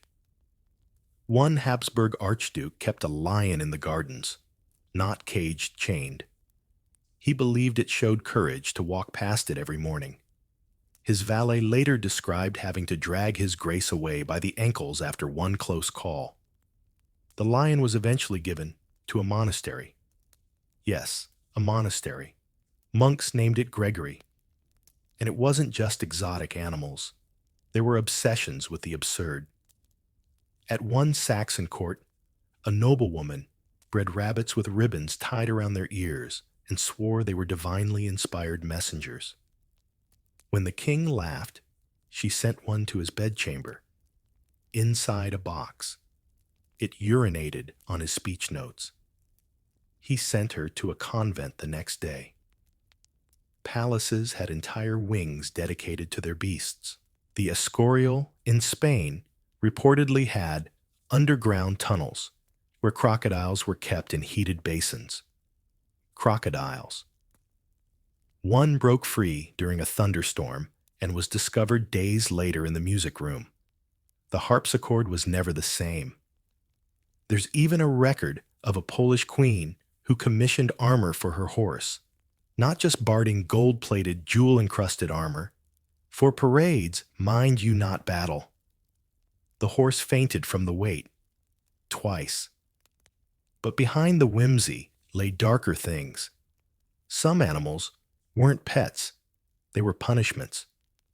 In one Sicilian court, disobedient courtiers were forced to spend a night in the aviary room, where owls and ravens had been trained to swoop at movement. The theory was it would humble the prideful. The reality: one duke never blinked the same again. And then there were the love tokens. A Russian empress once received a gift from a general, a white fox with a sapphire collar. She loved it, named it Vladimir, fed it from golden saucers until it bit a maid. The maid died from infection. The empress wept, then had the fox embalmed and placed on her writing desk. It's still there. Allegedly, sometimes animals became scapegoats. When a Bavarian prince collapsed after dinner, the royal ferret was blamed. The logic: it had been sitting under the table and might have cursed the wine. The ferret was executed by beheading. The prince recovered, probably food poisoning. But a tapestry in the banquet hall still features a tiny embroidered ferret with a halo. You sit on a velvet chair once reserved for a duchess's cat. The legs are clawed up. She insisted the cat was the reincarnation of her sister. No one argued. But perhaps the strangest case of all, a French nobleman in the 1700s who kept a talking raven. It was trained to repeat only one phrase. "Not today, Majesty." He said it was a joke. The king found it less amusing. The raven was seized, then vanished. 3 weeks later, the nobleman was arrested for mockery of divine rule. He claimed the raven had been reading his dreams. Historians still argue whether that trial was serious or symbolic. You pause at a pedestal where a glass case holds a single feather, curved black, unnaturally long. The plaque reads, "From the bird of Riga. Extinct 1742. But there are no known species by that name. The story says it sang only once, right before dying. The melody never recorded. The queen wept anyway. because these creatures were more than curiosities. They were mirrors. They reflected the royals who kept them wild, unpredictable, pampered, and imprisoned. And like their owners, many were misunderstood, mishandled, and ultimately forgotten. So when you see a painting of a queen holding a lapdog, don't assume it's just for cuteness. That dog may have once bitten a traitor's finger clean off, or carried a message in its collar, or been buried with her in silk-lined casket, because in these palaces, even the animals had secrets. And some of them still scratch at the door. You leave the salon of beasts behind heart, still racing from the image of that sapphire-collared fox. But as you walk deeper into the palace, something shifts. The ceilings get lower, the air thicker. And there at the end of a narrow hallway you see it. A door, smaller than the rest, wooden, heavy. No gold leaf, no ornamentation, just a tarnished handle and a sense that it hasn't been touched in a long, long time. Every palace has one. The room no one should enter. Sometimes it's behind a bookshelf. Sometimes it's built into a wall that doesn't quite align with the floor plan. But always, there's one space that's whispered about and officially ignored. Because every court had its secrets, those not even the portrait painters could frame. You open it and step into the void. At first, it's just darkness. Then the air brushes your cheek, cool and oddly sweet like dried roses and stone. The floor is bare wood worn smooth. A single chair, a small writing desk, a bed. Everything is perfectly ordinary and entirely wrong. The feeling you get like walking into someone else's memory, or maybe their punishment. This room, this exact kind of room, existed in more palaces than you'd expect. In Bohemia, it was called Komnata Stinu, the Shadow Room. In Prussia, Das verlorene Gemach, the Lost Chamber. In Italy, La Stanza senza nome, the room without a name. Its purpose varies. A secret refuge for a disgraced heir. A private study for an unstable queen. A holding cell before execution. Or something worse. In one documented case, the Spanish palace of Aranjuez held a room locked for nearly 2 centuries. When it was finally opened in the 1800s, they found a child's drawing scrawled in chalk on every surface door's ceiling, even inside the fireplace. Hundreds of little stick figures, all missing their heads. No child was ever officially recorded as living there. And then there's the French case, Louis XIII's Silent Room. It's barely mentioned in archives, but a courtier's journal references it briefly. They sent him to the Chambre Silencieuse. He did not return the same. No name, no explanation. But the entries change after that. Shorter, nervous. One Italian duke is said to have designed a soundproof chamber with no corners, just curved walls, so that echoes couldn't settle. He claimed it was to prevent madness. His brother died inside it. Of what no one knows. The autopsy reported confusion and agitation of the soul. Yes, that's a medical diagnosis. You scan the room now. There's no visible exit, no window. Just the one door you came through, which now feels less certain. One Austrian maid once claimed the door to her palace's forbidden room would move locations. It wasn't there yesterday, she reportedly said, and now it is. She vanished a week later. Even the furniture feels suspect. The bed you see might have been a sick bed, or a deathbed, or a prison softened by linens. In one Hungarian castle, they found a bed with chains carved into the wooden posts, not attached. Carved. Beautiful hand-sculpted symbols of restraint. The room's registry listed it as Guest Suite 3. And don't bother asking historians. The records for these rooms are always lost, burned in fires, misfiled, or written in languages no longer used, like the one note found behind the wainscoting in a Polish royal estate, scribbled in a dead dialect. It translated roughly to "This is where she wept," until her name faded. There's no "she listed in the royal family for that year." The floorboards creak. Just a little, but it's not footsteps. It's a settling, like the room is remembering something. And that's the terrifying part. Because these rooms weren't forgotten. They were buried on purpose, disguised behind false paneling bricked over renamed in floor plans. And why not because they were haunted, but because they remembered too well. They held on to the weight of secrets, confessions, madness, maybe guilt. You find a small journal on the desk, pages blank, except one halfway through. It reads, "To forget is mercy. To remember is punishment. I remember." It's unsigned. In Russian palaces, it was whispered that certain doors were never to be opened during eclipses. That time twisted inside them. That guests who entered at midnight might emerge before dinner the previous day. Not true, surely. But why were those rooms always locked? One noble in Sweden sealed an entire chamber with wax. Red ceremonial wax melted and poured along every crevice. He claimed the room had listened to him one night, that it replied. He never entered again. But the wax seal remains faded but intact. And yet, despite all this, these rooms still exist. They appear in architectural plans as storage, retired study, or unused. But every palace has at least one. Guides skip them. Tourists miss them. Guards avoid them.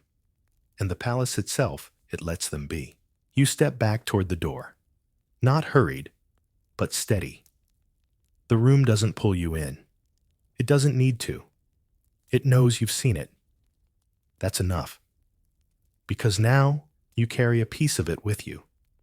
And in royal palaces, the darkest room isn't the dungeon. It's the one no one ever talks about, the one that's always waiting. The door closes behind you, not with a slam, but a slow, reluctant sigh, as if the room let you leave rather than you choosing to go. You rub your arms, trying to shake off the chill and return to a brighter wing of the palace. The light here is artificial warmer. Framed letters line the walls.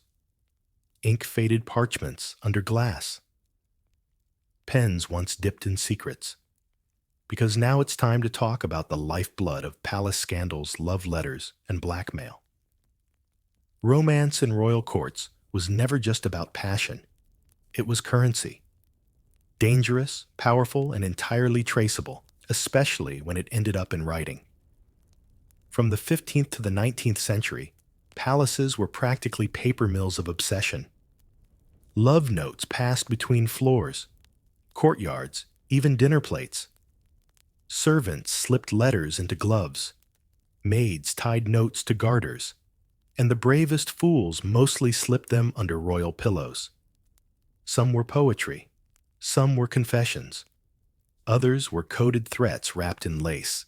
Take Anne of Austria, Queen Consort of France. Her secret correspondence with the Duke of Buckingham nearly cost her everything. When Cardinal Richelieu intercepted one of her letters, allegedly stained with tears, he used it to corner her politically. The letter vanished, but her favor at court never recovered. Historians still argue if the letter was even real or forged. That's the danger of ink. Once it's dry, it's eternal. And not all the writers were royal. Many letters came from courtiers, diplomats, or even ambitious commoners. One particularly bold footman wrote a note to a bored Bavarian princess offering to free her from her velvet prison. He was found hiding in her wardrobe the next morning, holding a rose between his teeth. She claimed not to know him. He was flogged, but her diary later revealed a small pressed rose between the pages. Blackmail naturally was the next step. In Sweden, a noblewoman discovered that her affair with a foreign ambassador had been captured on canvas. A court painter had been bribed to sketch them during a tryst in the garden. Not explicit, but suggestive. The painting was never displayed publicly. It didn't need to be. It was enough to make her fund the ambassador's political bid.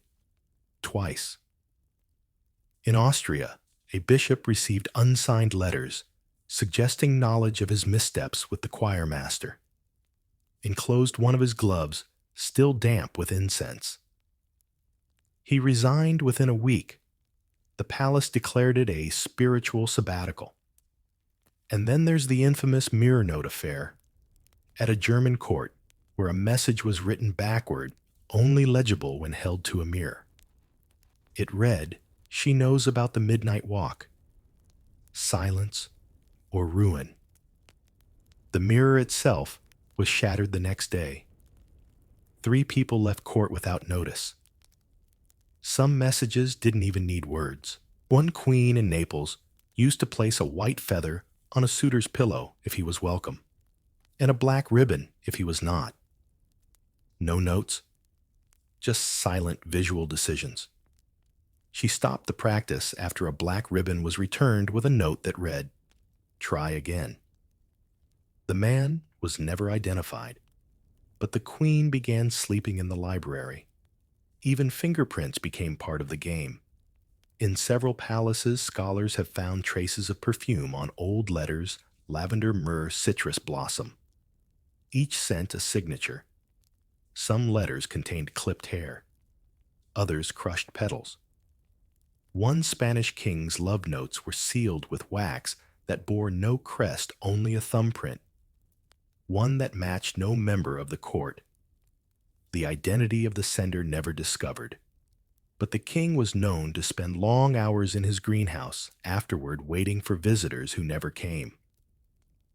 You pause in front of a frame holding a letter from the early 1700s. The writing is smudged. The signature, a single M. The content. They watch you, but I know your heart. Meet me where the roses sleep. No reply was ever found. But in the palace garden, near the rose beds, one bench bears the engraving. Your heart is safe here. Faint, half worn, but visible. Of course, not all love letters were romantic. Some were threats written in flowery language, like the one sent to a Prussian countess. If your songbird keeps singing it, may lose its perch. She stopped attending court. Her canary vanished. Her servants refused to discuss either again. And don't forget forged letters. Some courtiers made a living writing as others. Impersonating dukes, lovers' enemies, anyone who could shift alliances or ruin reputations. One Italian court scribe was eventually executed after it was revealed he had penned more than 30 fake love letters, all to himself. He had fabricated an entire affair with a royal cousin.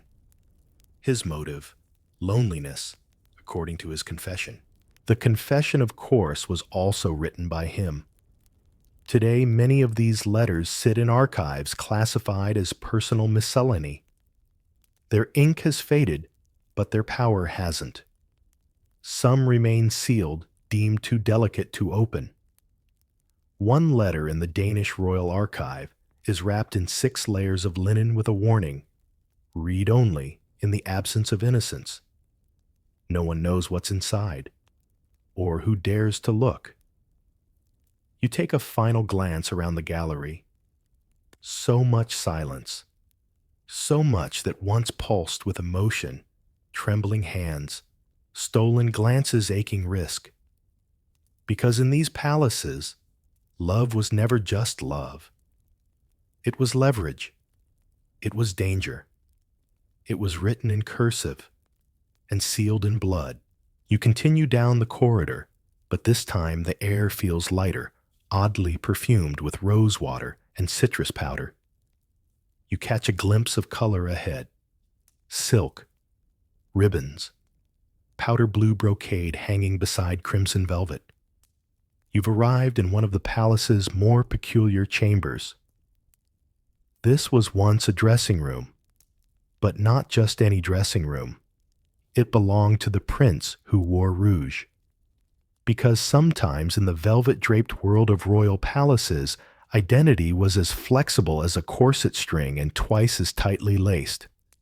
History likes to simplify royalty kings in trousers, queens in pearls. But the truth behind closed doors was far more fluid. Gender roles bent, wardrobes shifted, and the line between performance and persona blurred with every powdered cheek. Let's begin with one of the more famous cases, Philippe IV, Duke of Orléans, brother to Louis XIV. He strutted through Versailles in high heels, pearl earrings, and gowns stitched with gold thread. Officially, he was married. Twice. Unofficially, he spent most of his time surrounded by favorites, young men dressed in lace, who shared his interests in fashion fencing and candlelit absinthe. Versailles didn't flinch. Because as long as the prince fathered heirs and didn't challenge the Sun King, the palace didn't care who wore what. And in that sense, the dressing room became a kind of sanctuary, not just for silk, but for secrets. In one Saxon court, a prince known only by initials kept a locked armoire filled with women's gloves, corsets, and perfume bottles labeled in Greek. He insisted it was a tribute to his mother. But servants reported that during certain feasts, he would vanish only to reappear in a different wig, speaking in a higher voice and calling himself Lisette. Historians still argue whether this was theater or identity. The Habsburgs had a long-standing tradition of masked balls, where gender was not just fluid, it was fashionable. A Grand Duke once danced half the evening in drag as a joke. But when he refused to remove the costume hours later, whispers started. He was found weeping in the garden that night, clutching a hairpin. He died unmarried. His personal effects burned. But even when it wasn't tragedy, it was complication. One French marquis wrote letters to his seamstress detailing specific measurements for bodices, ones that, according to the court, could not have belonged to any known woman. He claimed they were for a puppet theater. But the letters also mentioned corset fatigue and requests for powder to dull beard shadows. You do the math. In Russia, there's a lesser-known tale of a Tsarina's cousin who dressed exclusively in men's attire and insisted on being addressed as your lordship. The court allowed it until she requested a military title. She was quietly exiled to a retreat for emotional rest. Her uniform was left behind, pressed, unworn. You pass a mirror, one of those gilded ones that catches not just your reflection, but something behind your eyes. Maybe that's why these dressing rooms mattered. Because here, royals weren't just dressing for court. They were becoming who they needed to be to survive the next day. A prince might don armor for a portrait, but silk at night. A queen might remove her crown and put on trousers. Not for scandal, for freedom. There's a trunk in the corner, half open. Inside, a powdered wig, a pair of embroidered slippers, too small for the average courtier, and a crumpled note. If I must play king, let me at least dream in silk. No name, just the royal crest stamped in wax. In some palaces, these double lives were tolerated, even celebrated in private. One Danish king kept a portrait of himself in a dress, hung it behind a curtain in his study. Only close friends were allowed to see. He called it My True Majesty. The painting was destroyed after his death, accidentally, of course. Then there's the tale of the Neapolitan princess who only wore men's breeches and carried a sword. She joined hunting parties, swore like a sailor, and once challenged a baron to a duel. When asked why she dressed that way, she allegedly said, "So no one mistakes me for someone who will marry quietly." She never did. Of course, not every court was forgiving. In Prussia, a scandal broke out when a valet discovered a trunk of corsets hidden behind a prince's altar. He told a friend. The friend told another.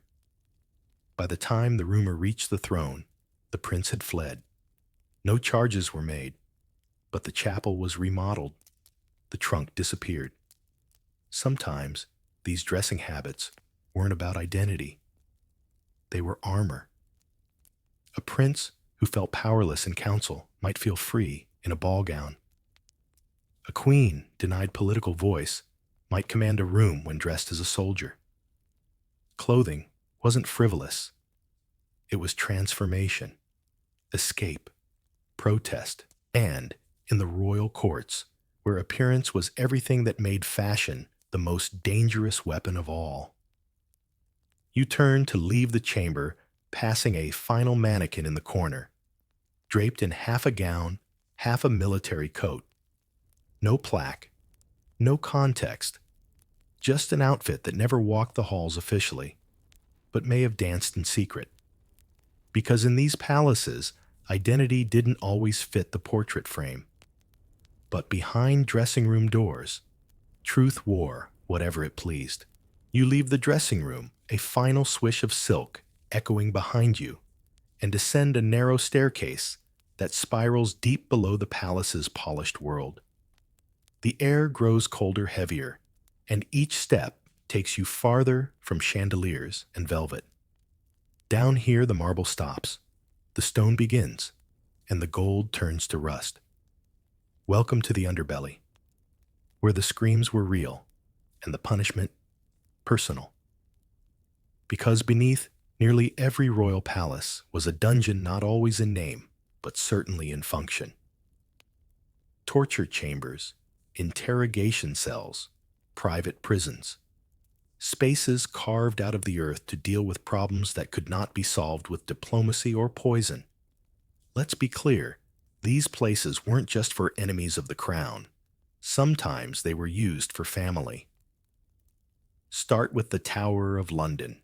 Yes, technically a fortress, but it doubled as a royal residence, and its lower levels were anything but welcoming. Anne Boleyn Guy, Fawkes, even Elizabeth II, each spent time locked in those dark, damp rooms. The walls still bear carved prayers initials and tally marks that stop suddenly, sometimes mid-count. One carving reads, "I was loyal." That was not enough. Historians still debate who wrote it. In the heart of the Vatican, yes, even there, beneath the Apostolic Palace, there were whispered rumors of a tiled room with no door handle on the inside. Prisoners of politics, of faith, of inconvenient knowledge. Some were kept not to die, but to be forgotten. But perhaps the most chilling tale comes from the Palace of the Doges in Venice. Beneath the glittering halls was the pozzi, the wells. Small stone pits, barely room to stand, wet, airless. People were lowered in and left to rot. No trial, no verdict, just silence. One court musician was said to have been locked there after mocking the wrong noble's mistress in a song. His name was removed from the records, but a musical score was later found, carved into the wall, deep, furious gouges of melody, a dirge in limestone. And let's not forget France's lettre de cachet royal orders that allowed imprisonment without trial. With one stroke of a quill, a person could vanish into a palace wall. Literally. Some palaces had cells hidden behind library shelves, fireplace grates, even altar panels. You glance at the wall beside you now, perfectly flat, except, is that a hinge? Then there were the tortures. Not always violent, though sometimes they were. More often they were psychological. Darkness, Silence. Cold water poured steadily for hours. Isolation so complete that some prisoners lost speech entirely. In Austria, a noblewoman accused of witchcraft was imprisoned in a rotating chamber. Yes, rotating. Every few hours, the entire room spun, rearranging light and sound to disorient her. She confessed on the third day to crimes no one had asked about. One Spanish palace had a chamber known simply as La Silla, the chair. Iron, studded, designed to hold the body in place while pressing the soul out. There's no proof it was ever used. Only reports that visitors sometimes hear creaking metal in the walls and smell rust. Of course not. Everyone was tortured in body. A Neapolitan queen once kept a disobedient cousin locked in a reflection cell, a room lined entirely with mirrors. No light, no bed. Just her own reflection 1,000 times over. When she emerged 3 weeks later, she refused to speak to anyone with eyes. She lived alone for the rest of her life. You pause now, standing at the edge of a narrow corridor where a row of doors line each side. Each one numbered no names. But on one, someone scratched a single word into the wood: forgive. The door is ajar. Inside a cot, a rusted bucket, and nothing else. This could have belonged to anyone. A rival duke, a chatty maid, a bastard sibling, a love interest who outstayed their welcome. Palaces were always careful with what they displayed and what they buried. The floors above were pageants. These floors were punishment, controlled suffering, out of sight, but never out of scent. And yes, scent. The air down here is different. Not just musty. It smells witnessed. Like time didn't just pass through it, crouched in the corners and watched, and waited. In one forgotten Scottish estate, a restorer uncovered a hidden latch in the chapel that led to a room full of bones. Not stacked, not buried. Arranged. Sitting at a table, dressed in tattered velvet. No explanation. The room was resealed. Officially, it never existed. You wonder now how many whispers from above floated down to these depths, how many celebrations took place while someone suffered in silence a few feet below. In one Danish palace, the throne room sits directly over the former holding cells. Tourists walk across parquet floors, listening to tales of opulence, never knowing they're treading on echoes of screams. Because in these palaces, the marble was laid on top of blood. And sometimes, late at night, the floor remembers. You return above ground, blinking against the change in light, though somehow it feels colder here than in the dungeons. Your footsteps now lead you to a brighter hallway with cabinets of crystal and polished wood vials glinting under soft candlelight. But don't let the gleam fool you. This is the apothecary wing. And in the royal palaces of Europe, medicine was rarely healing. It was experimental. Because once upon a time, being a royal doctor wasn't about evidence. It was about guesswork. Herbs, mercury, and occasionally powdered mummy. Yes, mummy. Start with the Habsburg court. Ailing monarchs were prescribed mumia, a ground mixture of ancient embalmed remains. Not for flavor, obviously. It was believed to preserve vitality. One emperor even took it mixed with warm wine before bed. He died coughing up black foam. Historians still argue whether it was poison infection or the ancient dead seeking revenge. The thing is, royal medicine wasn't primitive because people were stupid. It was dangerous because it was wrapped in prestige. The more expensive, rare, and bizarre the cure, the more it was trusted. So instead of mint and rest, monarchs were offered treatments like mercury enemas, crushed emerald potions, or bleeding by leech eel or dagger. French kings were especially fond of being bled regularly. sometimes while eating breakfast. One physician kept detailed records, noting how the king grew calm as the blood spilled. Whether that was due to reduced pressure or sheer trauma remains unclear. You walk past a small glass cabinet. Inside, an ornate silver spoon labeled for laudanum. That's opium, by the way, used liberally for everything from headaches to heartbreak. In some courts, royal children were given laudanum-soaked cloths to help them sleep. One Spanish prince became addicted before age 10. But what's worse is what was not treated. Mental illness, as you've seen, was managed with isolation and prayer. But physical symptoms were handled with an equally brutal logic. If a queen's skin broke out, leeches to rebalance the humors. If a king's stomach hurt, burnt toast ash and milk. If an heir had seizures, a mixture of frog liver and crushed pearl taken under moonlight while facing east. There's a record of a Polish royal who drank liquid gold every morning. Not metaphorical, actual gold, melted and mixed into honey. He died at 29. His teeth turned gray by 25.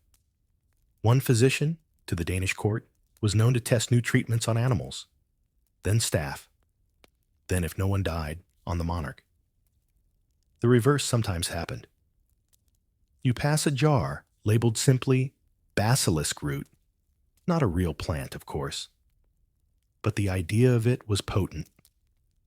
Rare roots, mystical elixirs, and forbidden powders filled palace cabinets like candy shops for hopeful quacks. There's a note framed on the wall, handwritten in faded ink. If I am to die, let it be with sweet breath and clear eyes. Do not give me the worm tea again. No signature, just a faint ink blot. Some treatments worked, of course. Ginger for nausea, mint for headaches, clove oil for tooth pain. But even those could be taken too far. One empress demanded mint in every beverage and suffered chronic stomach ulcers. A queen in Hungary developed a phobia of cloves after being force-fed them during a fever.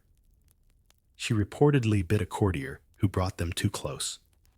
And the cosmetics, also medicine in a way. Lead-based powders to pale the skin. Arsenic to preserve the glow. Belladonna drops in the eyes to dilate pupils for that fashionable, vacant stare. One Italian duchess went blind by 30, but she looked stunning doing it. A fun tidbit in England court physicians used to taste a patient's urine for diagnosis. Actual tasting. They had a term for sweet urine mellitus. That's how diabetes was first identified.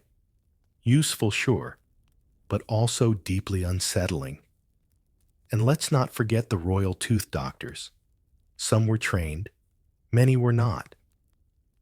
In one German court, an amateur dentist was given the position after successfully extracting a rotted tooth from the king's dog.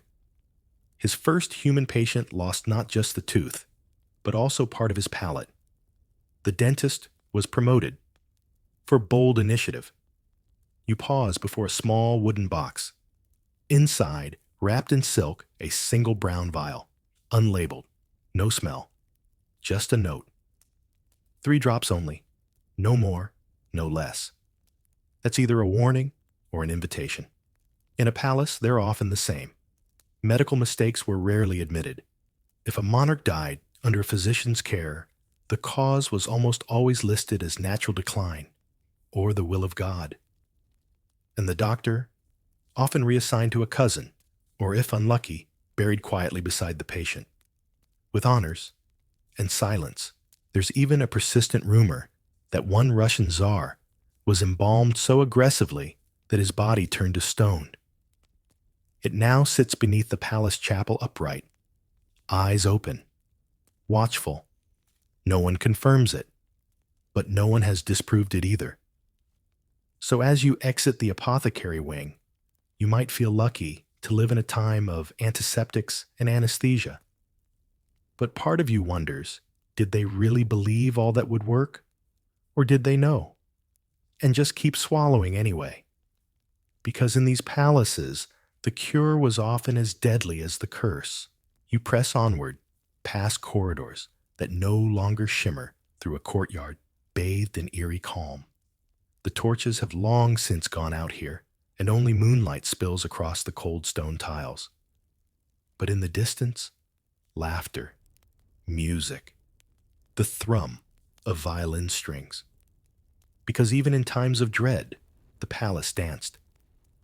This is the story of plague and pleasure, of how royals waltzed on marble floors, while death slipped in through the servant's door. You arrive at the ballroom, a marvel of mirrors, chandeliers, and polished oak that's seen more masked faces than a Venetian carnival. Gilded balconies overlook the dance floor, but tonight you're not here for a performance. You're here to remember what they tried to forget. Start with the 17th century. The plague sweeps Europe. Cities crumble, streets empty. But inside royal palaces, the music never stops.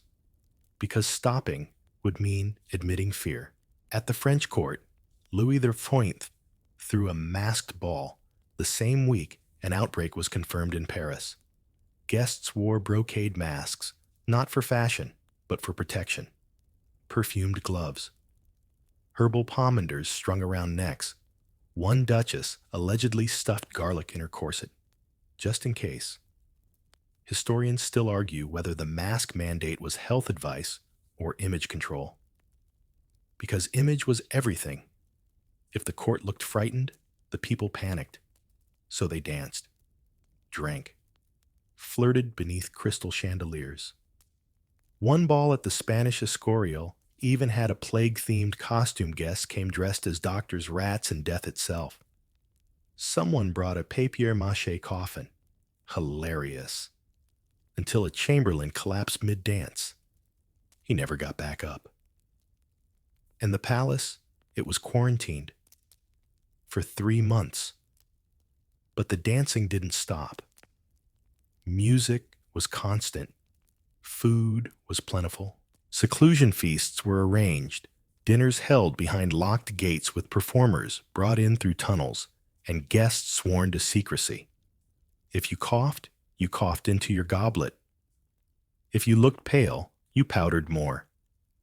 In Vienna, an archduchess was said to have hosted an entire week of night dances, claiming that the plague only traveled by daylight. She wore black lace and told guests they were dancing in defiance of death. By the end of the week, her footman and 2 guests had fallen ill. The palace record books mark it as seasonal fainting. You pass by a window now overlooking the empty courtyard. It once held a fountain of wine for a masquerade. The theme, spring in the shadow. A not-so-subtle nod to the fact that outside these gilded walls, villages were burning bodies by the dozen. In one Italian court, musicians were ordered to play louder whenever rumors reached the gate. Louder, always louder. So no one heard the coughing or the bells ringing outside for the dead. Palace staff, meanwhile, had to burn herbs before every shift. Not for health, for optics. One servant confessed in a letter that her hands bled from scrubbing blessed vinegar into the floors. She signed off with a single line, "We are polishing death."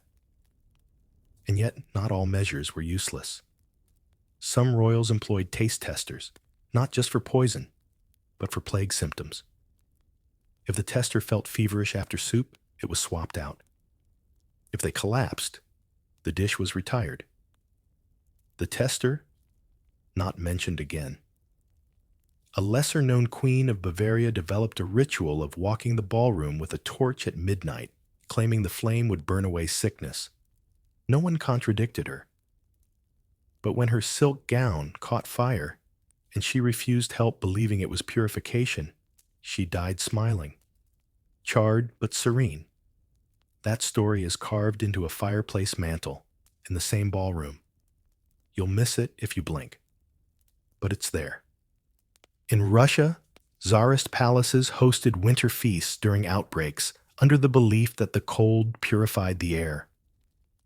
Ice sculptures filled entire halls, swan fountains frozen arches walls of packed snow. It looked like magic, until one sculpture collapsed and revealed a body hidden inside. A servant, dressed for a ball. No one asked how she got there. Even now in some palaces, when restorers lift old parquet, they find coins under the boards. Not for luck, but offerings. Little bribes to keep death outside. And what about the whispers? Every palace has them. Guests claiming to see figures in plague masks drifting across empty ballrooms. Servants reporting a smell faint sweet like dying flowers just before the lights flicker. In one court, musicians swear the harpsichord sometimes plays a note on its own. Always the same key, a minor. Maybe it's memory. Or maybe the palace still remembers what it tried to dance away. You stand now in the center of the room. The chandeliers don't sparkle anymore. The musicians are long gone. But if you close your eyes, you might still hear the rustle of silk, the soft tap of a slipper, the laughter of someone who knows the plague won't reach them. But of course, it always did. Because in these palaces, the music never stopped. Not even when death came in through the side door. The echoes of music fade behind you, fading like powdered footprints in the dust. Now the palace seems quieter, too quiet. The air sharpens. The hallways narrow. You're not in the grand salons anymore. You've stepped into the whispering corridors. Not a metaphor. Not just gossip. Real physical spaces designed to listen, and more dangerously, to speak. Because in royal palaces, espionage wasn't just for foreign agents in cloaks. It was baked into the walls, embroidered into curtains, poured into teacups. And sometimes, the deadliest conversations were held between two people who thought they were alone, and weren't. Welcome to the world of royal spies, coded notes, and the servants who never said a word out loud. Start in Vienna. The Hofburg Palace featured what seemed like simple air vents, but they carried sound with unnerving clarity. A whisper in the Empress's drawing room could be heard near the conservatory 3 floors away. Unintentional design, maybe, until you learn that certain guards were assigned to stand by the vents. Always silent. Always listening. In Versailles, specific doorways were carved with a slight concave shape, just wide enough for someone to press an ear without being seen. And the curtains embroidered not just with flowers and birds, but with signals. A rose with 2 thorns meant do not trust the woman in blue. A tulip missing a leaf meant room is bugged. Historians still argue how many of these codes were real and how many were court paranoia. But when the Duchess of Angoulême was found dead with a tulip stitched into her hem, the servants stopped humming in that hallway. Permanently. Multilingual maids were prized not just for service, but for surveillance. A girl from Wallonia, who spoke French, German, and Spanish, could drift through conversations unnoticed, gathering words like petals. Many were recruited by ministers. Some were paid. Others simply disappeared. There's one record from the Spanish court of a maid named Isabella, who accidentally spilled ink on a diplomat's speech. Twice. The third time, the ink was mixed with iron salts and revealed invisible notes when dried. She was quietly married off to a noble, which in court terms is either a reward or a silencing. Letters, of course, were never safe. Palaces employed entire teams, sometimes called black chambers, whose only job was to steam red reseal and copy correspondence. In one Italian court, letters delivered by hand were more likely to be read than those sent by courier. Why? Because hand-carried ones felt private, and therefore worth intercepting. In the court of Frederick the Great, a rumor spread that messages were hidden in music. Harpsichord scores with unusual rests, sheet music with extra ink dots. One servant claimed the court composer was a Prussian spy encoding troop movements into a fugue. The composer was interrogated, then released, and immediately stopped composing. He took up gardening. You glance up now. There's a painting, a still life, innocuous. Fruit, a wine jug. But in some palaces, these weren't art. They were peepholes. The eyes of the painted cat hollowed. Behind it, a chamber. A watcher. There's even a phrase used in palace diaries from the French Regency sous le raisin, beneath the grapes, meaning you're being watched. One Czech noble was discovered to have installed a two-way mirror in his study, not to spy on others, but to watch himself. So I remember I am always being observed, he wrote. That mirror still hangs in Prague Castle. Visitors say their reflections blink at different times, and language itself was no safer. In the Russian court, ladies-in-waiting used a fan language, open left for danger, open right for invitation, closed tight for silence. But they also developed a humming code. 3 notes meant yes. 2 sharp notes meant someone is listening. You can imagine how that turned court orchestras into a minefield. One guest at a masquerade overheard a simple waltz phrase repeated exactly 13 times. The next day, the Minister of the Navy was arrested for treason. Coincidence. The harpsichordist retired the next week. Not all spying was so refined. In Bavaria, a young royal reportedly trained a parrot to repeat phrases he wanted overheard. The bird was placed near visiting envoys. Once it shouted, "He'll betray the king" at sunrise. No one knew if it was planted or spontaneous. The accused was exiled. The parrot, given its own perch beside the throne. Briefly, the very structure of palaces encouraged surveillance. Long corridors where sound traveled, servant doors that opened silently, hollow staircases, mirrored wardrobes, double-sided fireplaces. You were never alone. Not really. That's why so many nobles learned to sleep lightly and speak sparingly. A footman once claimed, "I haven't said my true opinion aloud since 1769. He meant it. When his memoir was published posthumously, it contained a full confession of eavesdropping on nearly every royal scandal of the age. He had kept notes, in code, hidden inside hymn books, and some spies weren't even alive. One portrait, again in France, was rumored to record conversations. Not via technology, of course, but because the lady painted in it had died suddenly after hearing a secret. Guests refused to sit near it. They said the painting listened. One duke had it covered during meetings. Another claimed it gave him headaches. The painting was later moved to a library, where it now faces the wall. You glance behind you. No one there. Probably. But if a palace wants to know what you're saying, it will. Because here whispers walk faster than footsteps. And secrets are currency. And the palace. The palace is always listening. The whispering corridors fade, and you find yourself in a gallery unlike the rest. No portraits hang here. No music plays.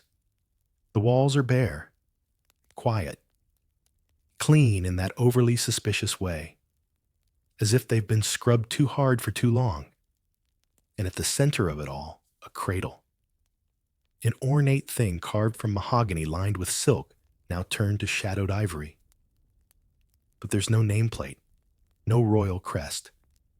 Just a toy horse nearby, handmade, hand-painted, and a sense that someone is missing. Because this is the story of the heir who wasn't real. In every court, there are records of princes who died young, of daughters sent to convents, of children too ill to walk or too delicate to appear. But once in a while, there's another kind of story. One the palace never wanted to tell. A story where the child might never have existed at all. Take the tale of the Phantom Dauphin of France. Officially, Louis XVI died in prison during the Revolution.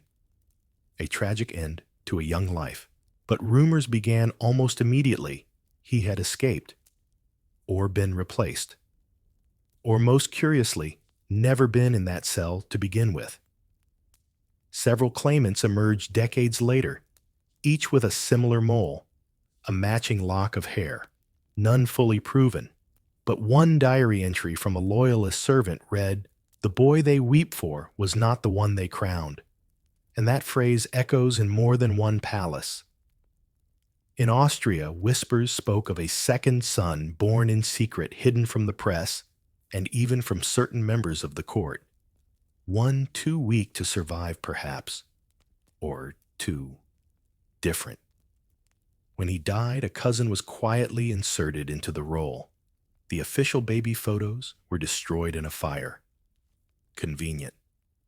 Historians still argue whether the fire was accidental. In Prussia, the 12th room was sealed off just weeks after the Queen gave birth. It had been the nursery. Officially, it was deemed unsafe due to structural weakness. But servants remembered seeing a nurse enter and never come out. No death was reported, but a baptism was held, with no visible child. Even more unnerving, a second baptism unannounced took place 3 days later. Same chapel, different priest. You begin to understand something in the world of royalty heirs were not just children. They were symbols, contracts, guarantees. And if an heir died or never lived at all, something had to fill the void. Sometimes that meant lies. One noblewoman at a Spanish court once confided in her diary that she was asked to nurse a child who did not belong to the Queen but would soon. No other mention of the baby appears in palace records.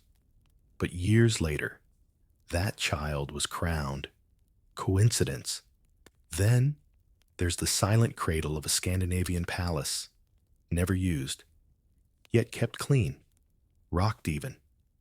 A guest wrote of waking in the night to the sound of soft lullabies drifting from the room, though it was locked and no one was inside. The cradle still rests there, unoccupied, but its sheets are changed monthly. Why, no one knows. In England, one of the lesser-known Plantagenet estates housed a secret passage behind the nursery, only wide enough for a child. A servant later admitted that during a succession dispute, a boy was sent through it and never returned. She claimed to have heard him crying through the walls for nights afterward. When the room was repurposed as a drawing studio, the crying stopped. But visitors say the drafts always feel like breath. There's even a term for these stories among certain royal historians: ghost heirs. Not ghosts in the spectral sense, ghosts in the record books. Children who appear once, then vanish. Babies born to secure treaties, announced with trumpets and pageantry, then quietly removed. Died of fever, they say. Stillborn, others claim. But no burial, no documents, just silence and a slightly altered family tree. And sometimes the replacement was raised without ever knowing. In one Italian case, a boy was adopted for charity, raised within the palace, schooled alongside the princes, eventually married to a minor duchess. Only after his death did letters emerge, suggesting he had been a stand-in all along, brought in when the real heir was lost at birth. He never knew. But the wet nurse, she received a villa, her name erased from service records. You glance back at the cradle again, still empty, but the cushion is slightly indented. You could dismiss it. You should dismiss it. But something in the air says otherwise. Because in royal palaces, heirs were more than bloodlines. They were hope power leverage. And when that leverage cracked, when an heir was too sick, too strange, too inconvenient, the truth was rewritten, and silence took the throne. So the next time you read a royal biography and see born in the spring, died in the summer, ask yourself, did they, or was someone else tucked into their blankets before the bells rang? Because in these palaces, not every prince was real. And some crowns were placed on borrowed heads. You make your way toward the oldest part of the palace now. The floors creak underfoot, not from disrepair, but from memory.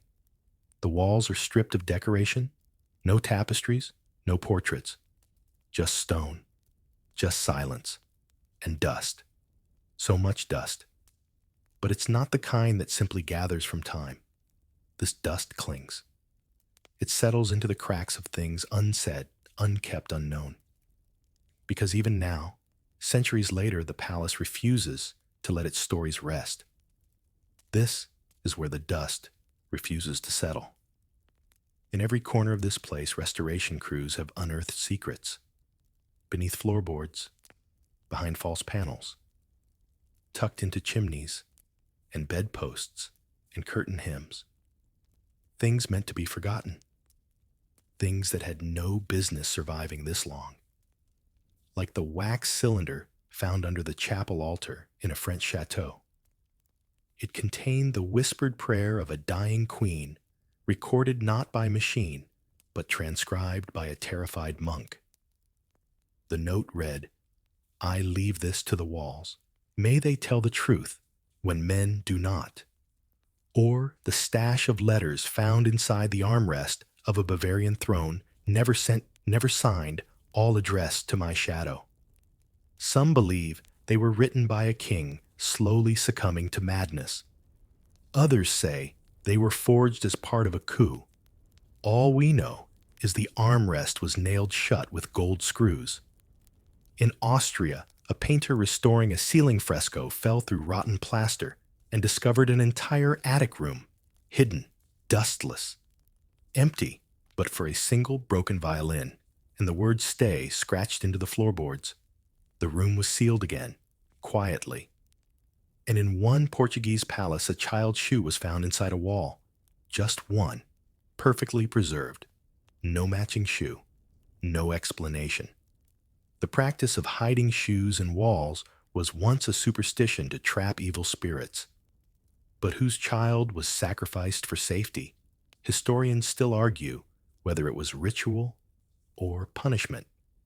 You glance at a cabinet now marked "not for display." Inside, an ivory hairbrush with initials no one can identify. A velvet glove stitched shut at the wrist. A crumbling scrap of paper that reads only, "He was never buried." Sometimes the palace tells you more by what it hides than by what it shows. And yet, even with all these secrets, people want to preserve these places. Clean them. Polish them. Frame the darkness in tasteful lighting. Turn tragedy into tourism. But the dust knows better. It settles on the cracks in marble where someone bled. It sifts down into the spaces behind the mirrors that once held watchers. It clings to staircases that led to nowhere. It's in the air dry, heavy, stubborn. You can wipe it, sure. But it comes back. Always. Because the palace isn't just architecture. It's memory. It's an archive of power, fear, love, madness, and silence, all packed into stone and gilt and fabric. And no matter how many times you restore the woodwork or replace the window panes, the soul of the place refuses to be quiet. There's a theory, strange fringe, that palaces remember what people forget. That places record us. Not digitally, not with tape or paper, but by imprint, like snow, that holds your footprint long after you're gone. If that's true, then this palace remembers everything. It remembers the child who was never named. The laughter cuts short at the masked ball, the scream no one acknowledged from the bedchamber, the whispered promise that turned to ash, the throne that trembled when the door creaked open. And you, just by walking here, are now part of it. You've breathed its dust, followed its corridors, listened to its silence. And now, as the night deepens and the air stills, the palace begins to exhale. Its secrets for tonight have been spoken, but not all, never all. Because in royal palaces, even after the paintings fade and the candles gutter, and the people are long buried, the dust still refuses to settle. You find a seat near a window. The glass is thick, old warped in places. The moon outside is full, distant quiet. A soft breeze slips through a crack in the stone, just enough to flutter the edge of a curtain. It smells faintly of lavender and old wood. You've walked a long path tonight, from grand halls to narrow staircases, from hidden bedrooms to haunted nurseries. You've brushed against velvet and memory bone and ink whispers and ash. But now, the palace is still. The last candle has burned low. The music is long gone, and even the ghosts seem to have gone to sleep. All that remains is breath. Yours, slow, even. The kind of breath that comes just before dreams. And if you listen closely, really listen, you might still hear something in the walls. Not a voice, not a footstep. Just remembering. You've made it to the end. Not everyone does. So rest now. You've traveled through centuries of fear, beauty, lies, and truth. You've seen what they didn't want you to see. You've heard what they tried to silence. You've felt the cold in places no one should linger too long. But you're safe now. The doors are closed. The secrets are quiet. And the palace, at least for tonight, has gone to sleep. Close your eyes. Let the walls fade. Let the dust finally settle around you. And when you wake, if you wake, maybe, just maybe, the palace will remember you too.